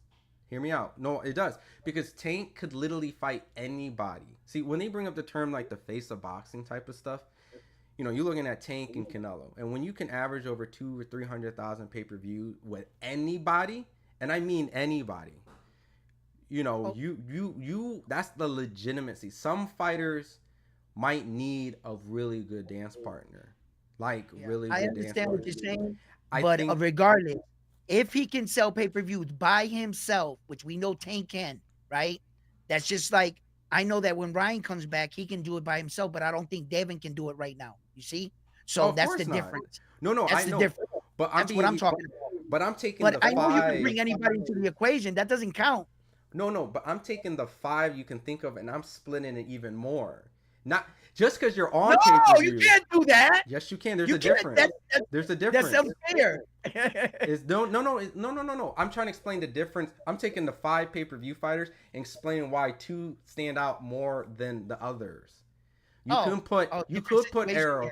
You could put Arrow. You could put Bud on pay per view, right? And I got so much respect for all these fighters. They're all pay per view, but some might generate really good numbers when they actually have an opponent that also kind of warrants some sort of attention, right? Right. Spence went and fought these guys which brought some sort of value in between hardcore and casual, right? So let Spence me had ask to you a go through question. But go ahead. Let me ask you a question. In a good world, what is the right now at this point, going forward, 2 of the top fights you would like to see right now? In a good world, you get to pick it right now. Put together, you're the matchmaker. 2 of the top fights you can put together right now. I'm gonna answer that, but I'm gonna finish the last thought. The only reason why I bring Canelo and Tank is because they literally can fight anybody. They don't have to be a champion. They don't have to be this. They can fight anybody in that venue. No, listen, I'm telling you right now. I've been to these fights. I cover fights for a living. I'm telling you. I do too. No, but I'm telling you right now. I've been to Tank events in Baltimore, Atlanta, LA, New York. I didn't even know the Barclays had certain seats in New York. Wait a minute. You really think that Tank did that without a belt? Is back what you just set up? No, I'm saying his opponent. You're muddling things. I'm not talking about belts and stuff. I'm talking about you as a draw. There's a difference between a draw, like you're a draw. You bring people to come. How did he become a draw? How? The affiliation with Floyd, fighting on big cards. There you go. And what else? What do you mean? What else? I'll give you a hint. Man, look, I listen. I love you, brother, but belts don't matter when it comes to certain aspects. Oh, that's what I wanted. Thank you, Jesus Christ. There is a God. Let's talk about it. But hold Really? on. Yes. No. When it comes This to is draws, yes, it doesn't necessarily matter. You telling me Jake Paul and Mike Tyson that Netflix wants to get on is what belts on that? Tell me what belts on that. Okay. But hold on. But let me finish. We're muddling. You asked me a question, cut me off. Okay, I respect that. No. Hold on. Simply only because I didn't finish the thought. No. I'm saying simply Canelo and Tank, those two guys, they don't need world champions every time to have a pay-per-view fight.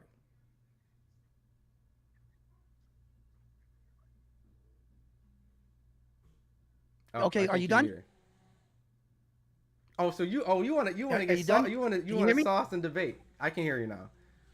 No. Well, okay, yes, I have to debate this one with all love, always with respect, Okay, but I'm going to give you a little pushback on that, and I'm going to show you why belts matter. And that statement is full of crap, right? First of all, you're judging Jake Paul and Mike Tyson when Jake Paul had a huge following from social media and it carried over. That's a different kind of animal. He came with a huge following and he was able to transition by his bad boy attitude. It wasn't like he came up from the boys club and did it without a belt. Part of Tank Davis' success when Tank Davis was coming out and trying to convince the world that belts don't matter, really, belts don't matter, Mr. Tank Davis, then why the hell did you drag around that interim belt for all those years? It was what you saw. When he was announced in the ring, what was he announced as? A world champion. What did you see? That belt around his waist. That was part of his success. There are no fighters in the world that make all these bags without the belt. Ryan Garcia couldn't do it. The only time Ryan Garcia ever made buku money was when he came into his first world title fight against Devin Haney. Why you think he made all that money? World title was put on the line. Until then, he didn't make no money. There are no biters in this misconception that belts don't matter. You mean to tell me you're going to come in a sport and you're going to disrespect the highest award in your sport? It would be like Tom Brady going to Super Bowl and saying rings don't matter.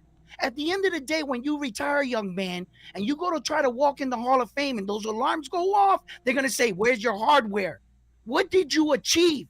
At the end of the day, when you say belts don't matter, you could take that big bag of money. You know what you could do? You could buy a ticket and get in line because your name won't live on in immortality because you got no belt, son. Belts is everything. Everything. Without them, you get the belt, you get the bag. Without the belt, how are you putting these $1 million fights together if you didn't have a big YouTube following or sensation or any of that? You're doing away with all those things. Can I come down to this whole perspective of, once again, belts don't matter when it comes to a simple two guys fighting each other. What I'm trying to say is business matters. Business matters. Belt is a prop that determines who is the best. Listen. I let you do your whole hardcore, passionate. Which, look, I respect you when it comes to the idea of a hardcore, passionate fan. I'm a hardcore, passionate fan, but I'm also a realist. Okay, so the reality of this, right, is that there's world champions that walk around all the time that had 5 belts. I promise you, Michael Moore could walk around a grocery store and won't even get stopped. So it won't even get stopped. And I understand the dignity when it comes to the sport and the legacy and all that stuff. I'm not shunning. No, listen. I'm not shunning against all those type of stuff. To me, no. Listen, the belts can be in. Listen. The belts could be in 4 of the worst people's hands, but we know that there's 2 people that could beat all those guys without the belts. It's the fights that matter, the significant fights that matter. You're telling me that when Floyd Mayweather fought Manny Pacquiao and Kell Brooks on the side with a belt, that his part of the whole picture matters at any point? It doesn't. Floyd could have dropped all his belts. Pacquiao could have dropped all his belts. Those 2 guys, I get what you're trying to say, that the fact that you have to get brother, let me. I let you speak. I let you speak. And I get there's a lot of talking points I could have interjected. The problem is they are supposed to have the significance that the reason why you're so bent out of shape about the fact that belts should matter, right? Listen, they should matter because they don't. They should matter because if they did matter, then we would have these type of intricate fights with the belts always on the line. The best fighting the best, the undisputed, the unifications, those type of things would be always mandatory for the success. Okay. They aren't mandatory. They've never been mandatory to make the biggest fights, period. And that's what I'm trying to say. The biggest fights aren't mandatory to have belts on the line every time. They don't. Okay. What you're using, your analogy, is a bit twisted and distorted, right? Because what you're saying are just regular fights. That's how you build your fight to the belt, right? So what you're explaining is just a regular fight. But you're trying to say it that you don't need the belt to do it. Well, my friend, that happens every day. You can't use that in that scenario. What you do in your sport is you move up through a ranking system and you fight to get a shot at a world title.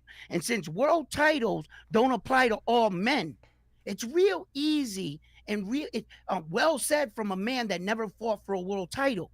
When a guy says it like Ryan Garcia and he never had a belt, I looked at Ryan Garcia and I was like, well said from a man that never had a world title.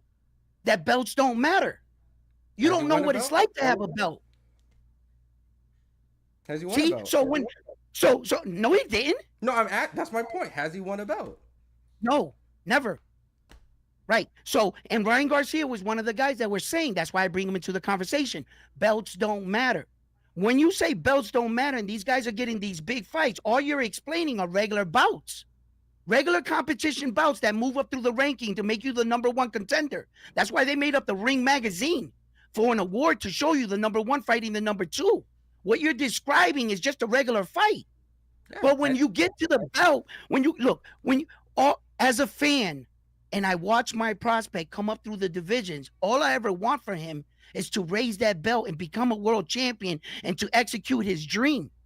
Right? Having a career, the entire career, you mean to tell me you'll fight 30 fights, no belts, and you think that you're just going to get millions of people, millions of dollars, and people come out to see you because of what? They like your smile? Eventually, you're going to have to be world champion. Part of your success is these belts. And then, okay, get the bag, son, like Tank Davis, right? He didn't really have that many belts, to tell you the truth, until he beat Frank the Ghost Martin. He was a one division world champion. He made a shitload of money. Yo, my man, great for you. You made all that money. You had that interim belt for over 5 fucking years, right? But at the end of the day, when it's all said and done, you went into your sport.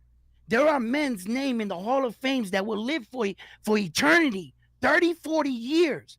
That's why I get belts. That's why I go up through weight divisions, because I do Hall of Fame shit. And when I'm dead and I'm gone, 30 years from now, kids can go to the Hall of Fame and see my name. But I guess what? They won't see Tank Davis with a bag of money, and his name's not going to be there unless he starts doing some Hall of Fame shit. And that's where belts matter.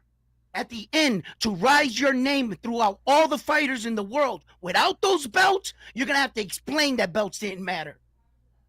So 2 things, all right? Belts is a process of getting to the ultimate goal. If you're feeling like they are the ultimate goal. No, because then why does Floyd drop his belt? Why does Canelo throw the belts away? Why is the guys that make the listen, the reason why, let's break it down. Floyd threw away that belt because he doesn't fuck with interim belts. Remember what he threw away? He didn't want an interim belt. He gave Zab Judah back that belt because it was a secondary belt. He didn't want to attach his name to it. It looked good when he was throwing away the belt. That looks good, but Floyd never threw away a legitimate world title, a super. No, he had never. What he did, and it looked good for the people, is get rid of a second, just like Naoya Inoue won't attach himself to a secondary belt. He didn't want it. There's a lot of fighters that won't accept secondary belts, and it looks good. They look tough throwing it away, but that was garbage from the beginning with. He ain't never threw away a real belt. So after the Pacquiao fight, he kept all his belts? No, he wasn't a champ. Those weren't real belts. Remember, he came out of retirement. He had no belts. They made those belts up Floyd didn't. for the allure. Floyd didn't fight for a belt in the Zab Judah fight. There wasn't a Baltimore fight that there was. Yes. Zab Judah. Okay, remember the situation. Zab Judah had those belts that he got knocked out and he lost because the guy couldn't pay the sanctioning fees. Zab Judah remained with the titles when he fought Floyd. Floyd told him that belt is garbage. You got knocked out. The only reason why Zab Judah kept that belt because he couldn't afford the sanctioning fees. So let's remember why. And then Floyd didn't take Shane Mosley's belt neither because that was a garbage belt. In the history books, if you accept those belts, they're going to go on your resume. Floyd don't want that shit on his resume. You don't want to be associated with a secondary belt. It might look tough. I think you're missing the concept where belts don't matter. When it comes, once again, you're taking the hardcore fanatic side of a boxing. Listen, if we're talking about the boxing realm, right? And every boxer wants to be a world champion. This is not I respect everyone who becomes a champion. And I would like, ideally, in a perfect world, everyone fight for the championship titles. But once again, I'm being realistic in this approach. Okay. And yours is a very romanticized opinion that should be how boxing needs to operate. I like that. No, because ideally, your passion is equally to mine. The reason why I speak the way I do, because if that's always the case, right? If belts matter, right? Then how come the world champions like Dimitri Andre could never get the ideal fights because he was a world champion? Billy Joe was able to get the fights, right? Everyone else was around to get the fights, but Billy couldn't get Demetrius couldn't get the Canelo fights. In his case, don't attach world championships to promotional shit. No, I am. Don't attach. I am. They're not. No, listen. No, because it's the belts are sanctioning bodies, and promotional is separate. You proving my point again. So belt didn't help. Belts didn't matter. The promotional company mattered. It was the promotional company making the fights happen for their fighters. That's more important. The belts is a stepping. So once you can achieve the position beyond the belt, you are bigger than the belt. Canelo's bigger than the belt. Canelo's bigger than the belt. Please stop talking about the belts like if they all function the same. You must address this to the fans that all four belt entities have separate rules and they function differently.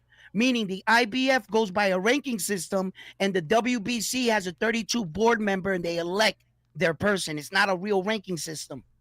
Okay, so when you get frustrated at one belt because in their ranking structure they're not giving this guy an opportunity, don't then just blame the IBF or the WBC, but don't say belts because that's plural. Bro, the belts do what they want. All four of them do what they want. They all do what they want. Tell me, Errol Spence's mandatory defense.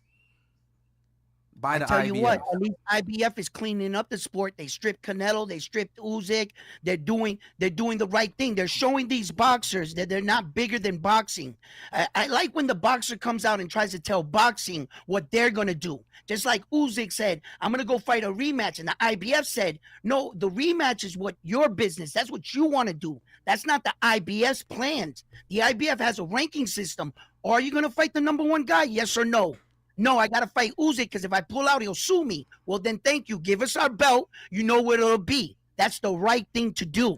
Keyword, right thing. But I'm speaking about reality once again. You think if Canelo dropped all his belts, no one's going to want to fight him? That is reality. They did that. No, listen. If Canelo dropped all his belts, nobody's going to want to fight him? What happens? No, okay. Oh, thank you. You brought up a point, and I forgot what it was, but thank you for saying those beautiful words. When you try to say that belts didn't matter and you saw that Manny Pacquiao and Floyd Mayweather fought, you said they didn't need a belt or whatever. And I say what made them the men they were their belts. They did some shit. They established their names. If Saul Canelo Alvarez is to vacate all his belts today, of course they'll come to see him because of the man he made himself. But you mean to tell me if Saul Canelo Alvarez came his entire career, all 60 fights, and never won a belt, you think he would be as successful as he is? I think he was successful because he got the fights that needed to make him successful. He would never make that much money without them 4 belts and that allure, what you see. Him, the dominant champion that he is with the crown on his head. He couldn't put that crown on his head if he didn't have all 4 belts. He needed those belts to be Canelo. Yes. I disagree. Yes, 100%. I think he was already Canelo. He was beyond that point. Yeah, you know what he was? The You know what belts he was is called? the Contender. The belts. He was called the contender. You're right. The belts are an instrumental part of building a lore. It's a business tactic. Once you have beyond status, Oh my right? God. You think Jerry Cooney needed a belt to fight Larry Holmes in one of the biggest fights in the 80s? Was it built that Jerry Cooney was a champion? He was the best heavyweight. They were already established from the shit that they did. You have to understand. So what you're saying is LeBron James doesn't need 6 rings to beat Michael. You could just say it. You said what? What you're saying is LeBron James does not need 6 rings to beat Michael. Nowadays, you can just say it. Yeah. Watch. I'll prove it to you. Listen. People thought Logan Paul would beat Floyd Mayweather. People thought Please say that for me. Listen. No. Before you get into your sentence, just say LeBron's better than Michael on the air, please. I'm not even talking about Michael. No, I don't. Listen, listen. You're trying to drag into a sports analogy that I don't care for. I don't have an opinion. Listen, I don't care about the basketball. I don't have an opinion. Listen. No, I didn't. Stop. You're going wrong. You're going wrong. My whole objective. No, wait. My whole objective was rings. It wasn't about the sport. It's about championships. What you're describing is you don't need the championship in boxing. Stop the basketball analogy. It doesn't make sense. I'm literally telling you. I didn't. You brought up a basketball analogy. I said boxing. I said you didn't need the championship. Boxing. You don't. Logan Paul fought Floyd Mayweather. Who the fuck is Logan Paul fighting Floyd Mayweather in an exhibition? That doesn't even count. What are you talking about? It does when it does over 1 million pay-per-views. It's an exhibition. Floyd is who he is. Listen, Logan Paul fights anybody else but Floyd. Does he make that kind of money? If Logan Paul fights anyone besides Floyd, yes, he could fight Mike Tyson. He can make that much. Oh my God! Bring me another name. You want another? He fights Canelo. He fights Canelo. He makes money like that. Bring another name. Don't use my boxers. Use another YouTuber. What do you? No, don't use it because you're using my boxer to promote him. This is boxing. Don't use boxer. Use Logan Paul. He fought KSI. What's up? Good. Now keep it there. That did good numbers. That did good numbers. What do you talk? Jake Paul and Tommy Fury. Good. Great. Awesome. Awesome. What are we talking about? The concept is boxing is entertainment. It's business. If you can entertain and you can sell, you don't need belts. Belts is a tool to help you become my brother. Listen, round. This is I'm letting you talk a lot. And you're using wrong things, homeboy, because you're using Jake Paul and them when they're not boxing. It's not even counted as a real fight. I'm giving you time on this platform. This is my show, and I'm giving you time to talk. All right. I don't want to be that guy to say those type of words, but you're not being respectful in the back and forth. Okay. Like I'm trying to be honest and fair. I haven't got to even speak my points. I haven't even got to fully speak my points. Listen, I respect your views more than you even have to convince me. I agree. The reason why you're this passionate and the reason why you feel the way you feel is because boxing isn't in that state. It's not in the state that you wish it is. It is not a purist sport. It doesn't run off of purist rules and purist, sanctioning and purist championship. It doesn't operate off that. It operates on potentially making the biggest fights. The belts are an instrumental part of helping making some of the biggest fights. If you look at the top 5 biggest pay-per-views of boxing in general, 2 of them did not have a legitimate world boxing belt on the line. It did not. And for that, one of them never even competed for a world boxing championship, let alone had a world boxing record beyond that point. Floyd and Conor was 2 guys. That just what it was. 2 extremely iconic guys that fought. I get that you're talking about these guys built their entities off the championship fights, that they built their titles and reigns and stuff like that. But once again, Those championship belts is a business endeavor. You're saying you can't make fights without belts. You can't build careers I didn't without say belts. that. You can't or can't have these amazing what they're happening right now to disprove it. They are happening in this era, and that's why people are upset with the idea of boxing. They're not happy with boxing because it went from the purest stance to become a star to now a whole bunch of whatever. It is what it is. These Okay, I respect what you're saying, and I get the way you're viewing it. I see why you would, from the outside in, look at Conor McGregor and Floyd and say there wasn't a belt or two of the highest. But that could be misconstrued from, and it's furthest from the truth because Floyd was a decorated champion, and Conor McGregor was the first UFC champion that did multiple belts.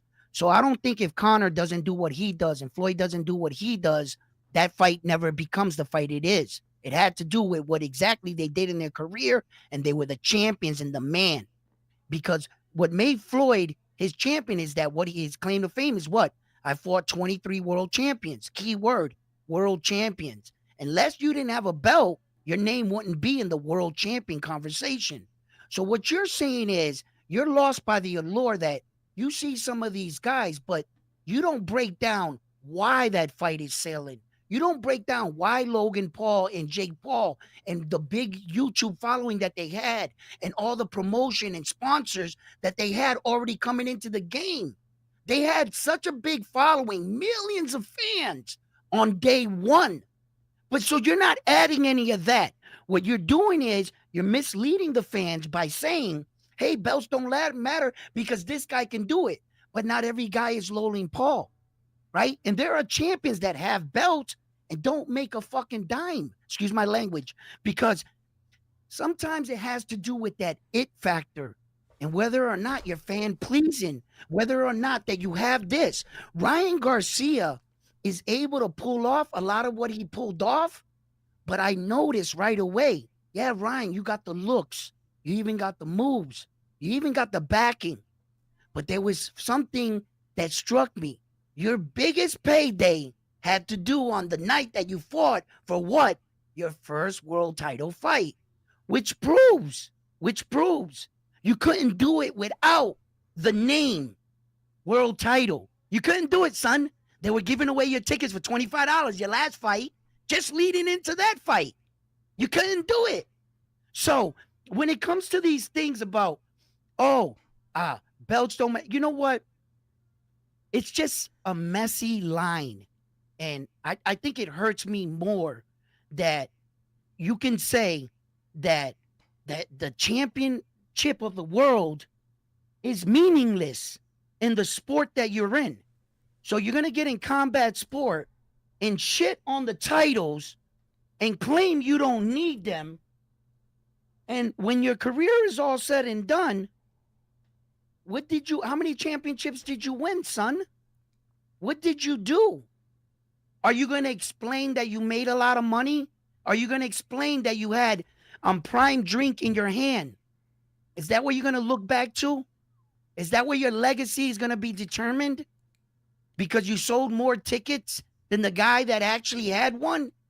Well, the guy that died broke, that has 3 world championships, at least he can say he has 3 world championships.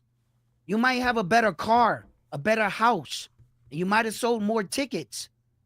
But guess what? You have no championships. So I think, look, do the belts matter for me? I believe that in any sport, you should always chase the highest award. I think in the NBA, they want the MVP and the trophy. Yeah. You see it. No, You see it. it was Gervonta Davis versus Ryan Garcia. Right. And Gervonta Davis coming into that fight, what did he have around his waist? Thank you. Yeah, that interim belt that he carried around. What does he have around his belt? That interim belt he carried around when he walked. Go play the beginning round when he walked to the ring. Go look at the guy carrying the belt behind him. So you respect interim belts? No, don't say that. Don't ever say that about me. Do they promote this on here? World Championship fight? Do they? They announced them in. Do they? Yeah, when Tank Davis got in the fight that night, they said, and 3 division world champion Tank Davis, 3 division, So I got 3. a so What a lie! so I have a What a question. lie!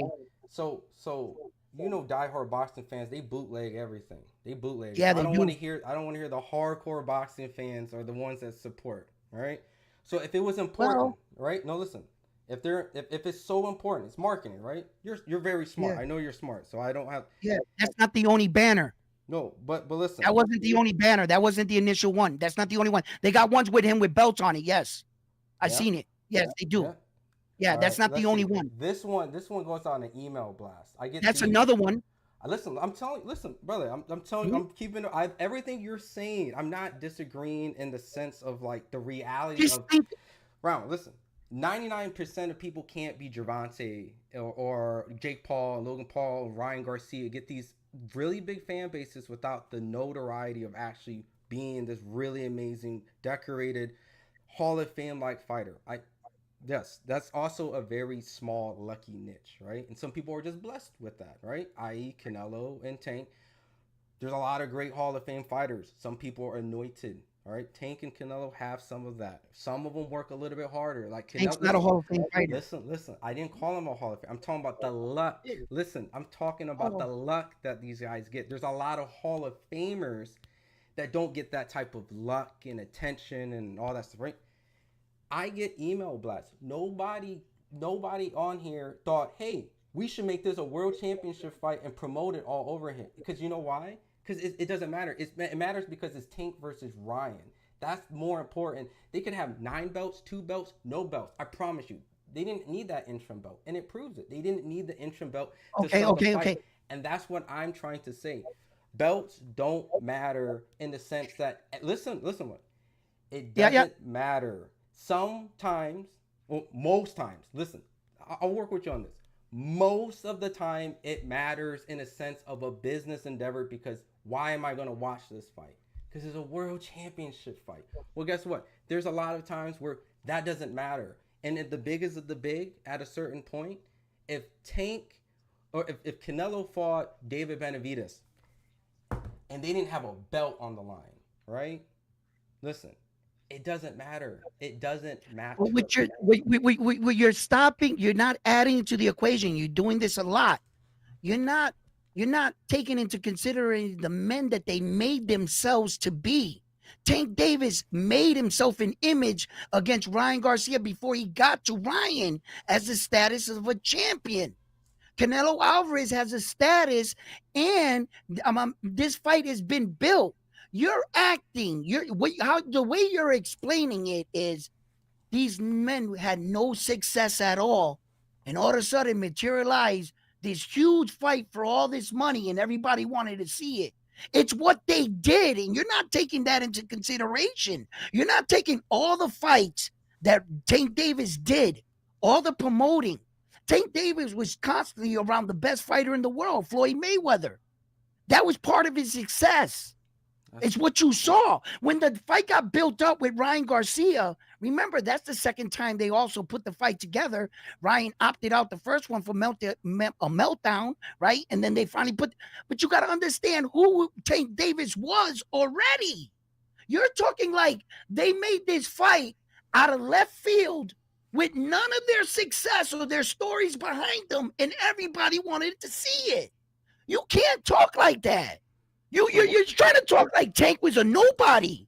I'm not Tank talking is the about world champion coming into the Ryan Garcia fight. You are missing once again. I'm not criticizing them as fighters and what they are capable or not.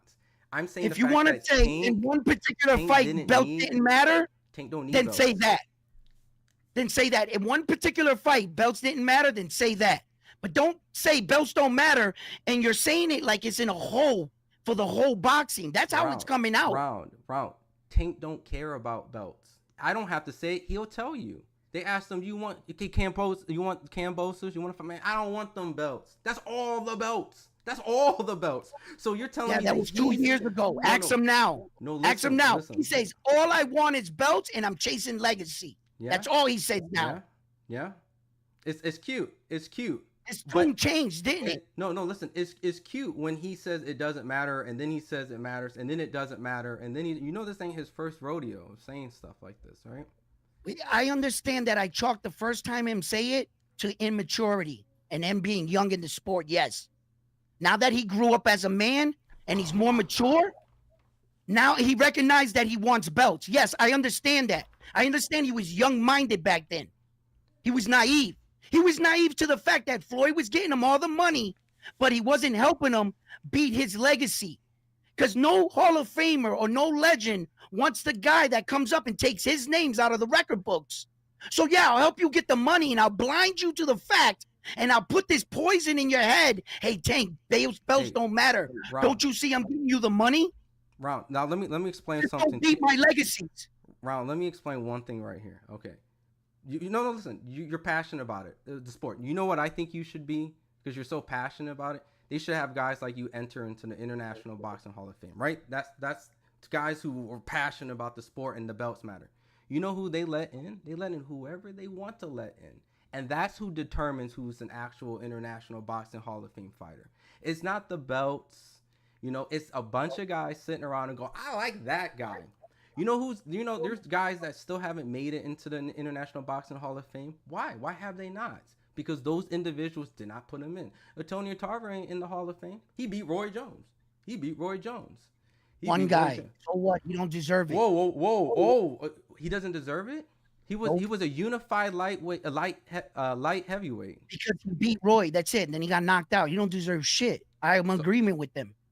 So Antonio Tarver does not deserve. Yeah, nah, don't get him out of here. Yeah, nah. But he's a world champion. You don't know what it's like. He's what? Unified. So what? I know guys that got 3 belts. Unified.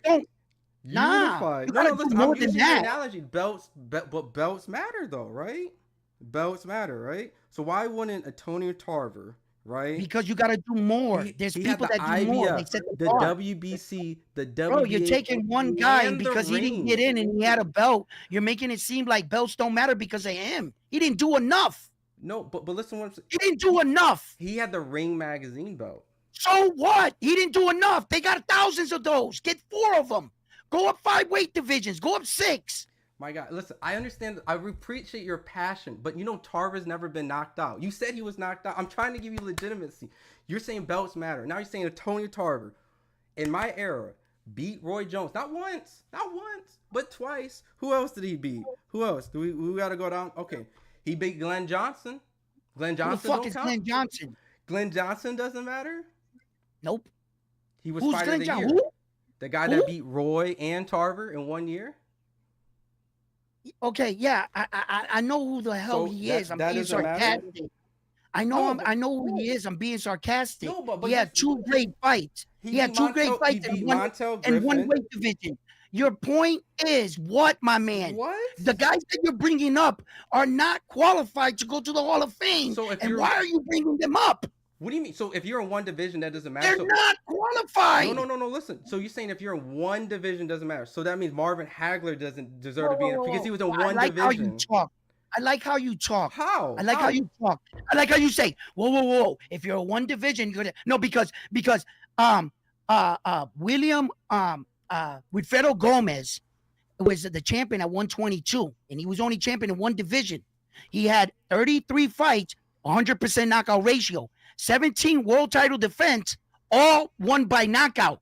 He deserves to be in the Hall of Fame with only 1 belt and 1 weight division because he did remarkable shit. He has title defenses to back it up. What you're using is one guy that won 1 fight, won a belt, and then kind of like drifted off into obscurity, and you expect that guy to go to the Hall of Fame.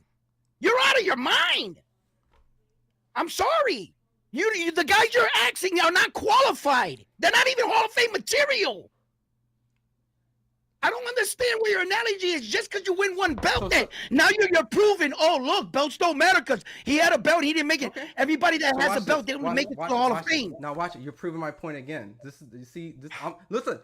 If this is why you should be an International Boxing Hall of Famer, because if you were that case, you would have said Antonio Tarver does not belong in the Hall of Fame. And guess what? No, listen, guess what? That's how you get in the Hall of Fame. People put you in the Hall of Fame. Your belts don't matter. People put you. You know who's in the Hall of Fame? Rocky Balboa. Rocky Balboa's in the Hall of Fame. You know why? And he ain't never deserves won it. no belt. He deserves it. He never He won a deserves it. belt. You know why he's in? Hold on. You act like you said something. Sylvester Sit down, Stallone young could be man. like, I'm Let me in the explain Hall it. of Fame. Okay, let me I'm in explain the it. Hall of Fame. Let me explain it. Let me explain it. Rocky's in the Hall of Fame for the contribution that he did through his movies and the eyes that he brought to the sport of boxing, through all those Rocky music and his contribution to keeping the sport alive. He never won a belt. When hockey was viewed on ESPN under golf, Rocky Balboa, his contribution that he brought to the eyes, but you wouldn't know anything about that young man. Whoa! Now we insult. Hold on. I said young man. No, I'm saying. How's that an insult? No, you're saying you want to know. Did you just take that offensive? You just trying to change that? So you're looking for angles to catch me. You said you want to understand that. You have malice in your heart. No. I'm saying, why would you say you want to understand that? I called you a young man, and you took that as a disrespect. I'm not talking about young man. You did. I'm talking about the part you said you wouldn't understand that. What would I want to understand? Tell me why I wouldn't understand that. That's what Apparently, you jumped out of your chair and you thought you made a valid point and you said something. Rocky Balboa's in the Hall of Fame. Yes, he deserves to be. I guess you wouldn't understand that. I guess you wouldn't. Would I be wrong? No. Listen. Would I be wrong? Listen. Oh, would I be wrong? You're saying that belts matter. Yeah. You're saying that. Yeah. I know. Bro, come on, my man. Yo, listen. my man. You think you're slick, bro? You're not gonna out talk like everything. Okay. You're just trying to like with every fact I bring up or every point that I catch you in. Ron, you try to be like flick on me. Ron, listen. I'm being respectful, right? Look. I am. The part when you're saying you wouldn't understand. Not all the time. I listen. You took shots. What was my shot? You took a few shots at me. A few. What was my shot? I could tell you. I can't remember, but I'm pretty sure when you go to rewind the tape, you'll see. I don't need to remember the tape. I'm telling you specifically. I didn't insult you. Oh, wow, you're arrogant. You listen. You got it all figured it out up here, huh? You're cocky, huh? You just know you're right. You can never be wrong, huh? I'm giving my opinion. You're giving your opinion. Oh, we're having a debate. Like assholes. Everybody has one. This is all this has been. Okay. This is you think you're right? How about that? You think you're 100% right? Because I don't. This is an opinion debate. I can't say I'm right and I can't say you're wrong. So can you say the same? Yes, I know I'm right and you're wrong. 100%. Okay. Now I'm not going to show you the same mercy you just showed me. That's mercy. Because I showed you mercy. Yeah, you did. You were being kind to me just now. I've been kind to you this whole time. No, you haven't. That's one of the few times you have been. But and then since I learned from you, whenever time I showed you kindness, you stepped on me. I took the opportunity to show you the same thing you showed me just now. You see? So I was just like, yeah. But my thing is this, brother. Okay, we could sit here and we could talk about, your point about the belts don't matter, but I think that where we're lost at truly in our conversation is that what I hear when you say that is you're taking my highest award in the sport I love and you're saying it ain't shit. That's all I hear. And that's what really bothers me. When that's well said from someone that's never won a world champion. I would give anything to win a world championship. It's so hard to win. Can I say that was a shot? Can I say that was a shot at me right there? Wait, why wouldn't I understand? Well, I'm just saying, like, are you talking to me? Or are you saying from a person? No. I didn't. I'm asking. If you took that as a shot, I didn't. I wasn't. Asking. No, I'm asking. I'm not pointing. I'm just saying, was that supposed to be a shot? Because I'm just trying to say. I'm confused. Listen, you got me confused right now. Okay. I'm really confused. Okay. Look, I'm trying to just say one thing. It's a Sunday. Listen, round one. I want to say one thing. Yeah. I love the passion. Keep saying that. No. I respect your willingness to come up here and chat. Right. While there's a lot of people in the chat. Right. I can't see one. No. Listen. No, it doesn't show up on the stream like this. There's a whole chat now. I don't see anybody. I know. It doesn't show it on your. I don't see what they're saying about me. I don't see nothing. Listen. I want to say, look, I appreciate you actually coming up here and giving great content with me, right? The one thing I wanted to say is that I don't want to ever disrespect you, right? And I know that you're Oh, not disrespect. likewise. Likewise. And I Likewise. wanted to say I appreciate the debate. We can be here all day. Is what I'm trying to say. I don't Eh, want you. I don't want you to not ever appear here. I want to see Round One Sports Talk on here all the time, and I want to debate other topics because you know what I feel. I feel that you have a good grasp of boxing, and we may differ, right? yeah. But I just can't all day. I already know all day we can do this all day. So I want to save the next show and the next segment, and I would love Yeah. for you to come around, and I want Yep. you to bring that same type of intensity because when we I always agree, we're never gonna have fire like this. So right. this is Can I fire.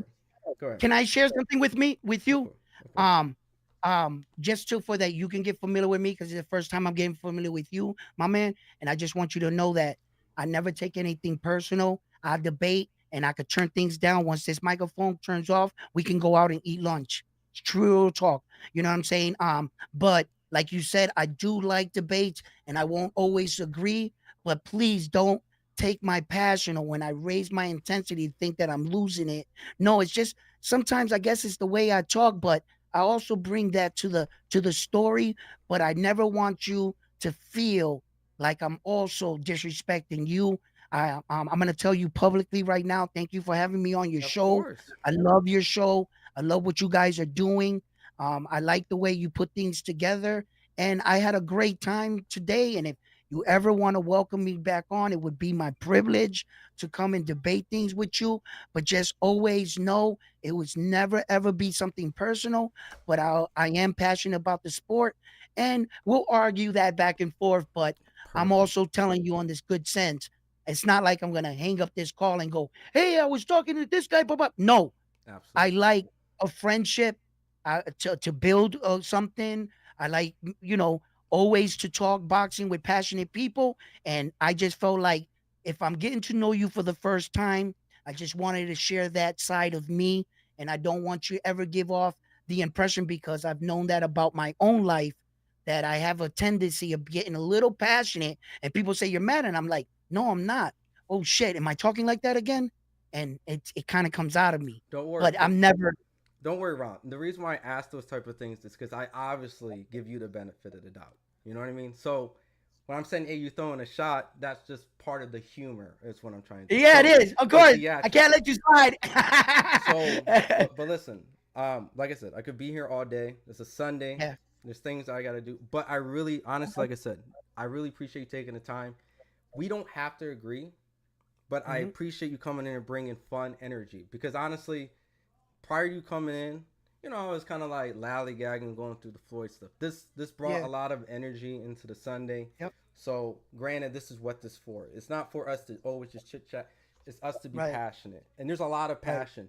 And so Right. please, every topic that comes through, if you're passionate about it, even if you disagree, let's bring the smoke. Ron All G, right. before right, Mm-hmm. right, Ron G, can you send me a text on Instagram or whatever if I can hook up with you, and maybe we could, you know what I'm saying? You let me know if you ever, because I noticed that you guys go on. There's different. Sometimes there's different faces. So Mm-hmm. like, how does your part with everything work?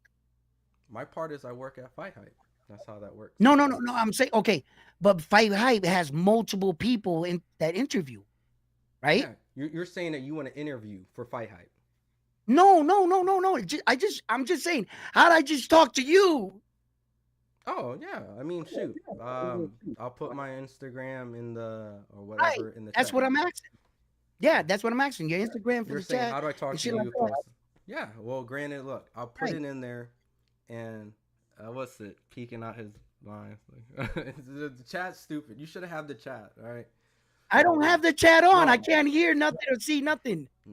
but I'll put it here. Just I'll put it in the chat right here.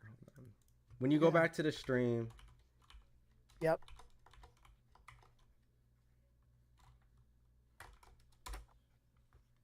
and anyone in the chat, be my guest. So I put it in the YouTube chat. You can message me. You can Mhm. follow me. Whatever the case. I mean, yeah. I mean, I could have gave you mine right there, or you could just go to Round One Sports Talk or whatever. You'll see me Round One Sports Talk on But Instagram, Round One Sports Talk on Facebook, shit like that. So yeah, go ahead, do your shameless absolutely. plug. I'm just. My shameless plug. No, I'm just. That's just me Did I? joking. Oh, no, no, hold on. Whoa. I'm gonna be honest with you. I'm gonna be 100% honest with you. I've had my YouTube channel for about 3 years, whatever, right? But I've been on a couple shows and I'm starting to learn what to say and not to say on sometimes things. I went on a show and the guy said, Mhm. "Oh, are you trying to use me?" And No, Brown, that's Brown, not no, my no, intention. Brown. Listen. You don't have to defend. That's part of, like I said, the humor. This is. Okay, I but you can't. gotta teach me about this shit because we're gonna have to talk off the air. Then we're gonna have to talk off the air because I don't think you somebody says some shit like that to me. He said, "I'm not gonna give you a commercial," and then he hopped off and he left me messed up. And I was like, "What do you mean?" And then the guy was like, "That's what people do. They go on other channels, they do this, they clip it, and then they go back and they put it on their YouTube channel." I said, "Why would you do that?" He was like, "Because that's how they get more clicks and views." I was like, "But don't they respect their guests? Like, ain't that what you supposed? You trying to like build something, right?" And he's like, "Nah, this is competition as well. These dudes be going at it with each other." Round. I let you speak on the biggest boxing platform for over like an hour and two. Just you and me. Like it's a Sunday. I was supposed to be off a long time ago. Trust me. I'm just joking with you when I say a shameless plug or not. You've been on here plugged up. You said I do stuff on my channel. You said all that stuff. Look, they know you got a YouTube channel. That's what you said. I have come up here and chat, debate. You're always invited. If you want to plug that you have a YouTube Thank you, man. channel, please go ahead. Don't worry, okay? Like All right. I think you're thinking too deep. This is fight Maybe hype. I am. Maybe This I is am. Maybe I am. listen. I want you to understand. And I don't this is maybe the cocky part of it. This is fight hype. This is different. Your face has been on the biggest platform for how long? Like I people know don't who go, you guys are. I follow you guys for a so long time. Yeah, listen. I had a fun debating with you and stuff like that. You know what I mean? absolutely, Get your my round one. man. Get your round one. That's what I'm saying. Get your plugs in, all stuff. Like shameless plug is what everyone says. Get your shameless plug. Go out. Follow me at round. Blah blah blah. Do your. This is your little segment where you're supposed to like, yo man, follow me on blah blah blah. Don't worry. This is all love, and this is what I'm trying to tell you. I'm a All passionate right, debater, and I'll debate to the point where I feel like I win, but I'll always leave you with respect. Okay, all right, and all that's right, the difference. You know what I mean?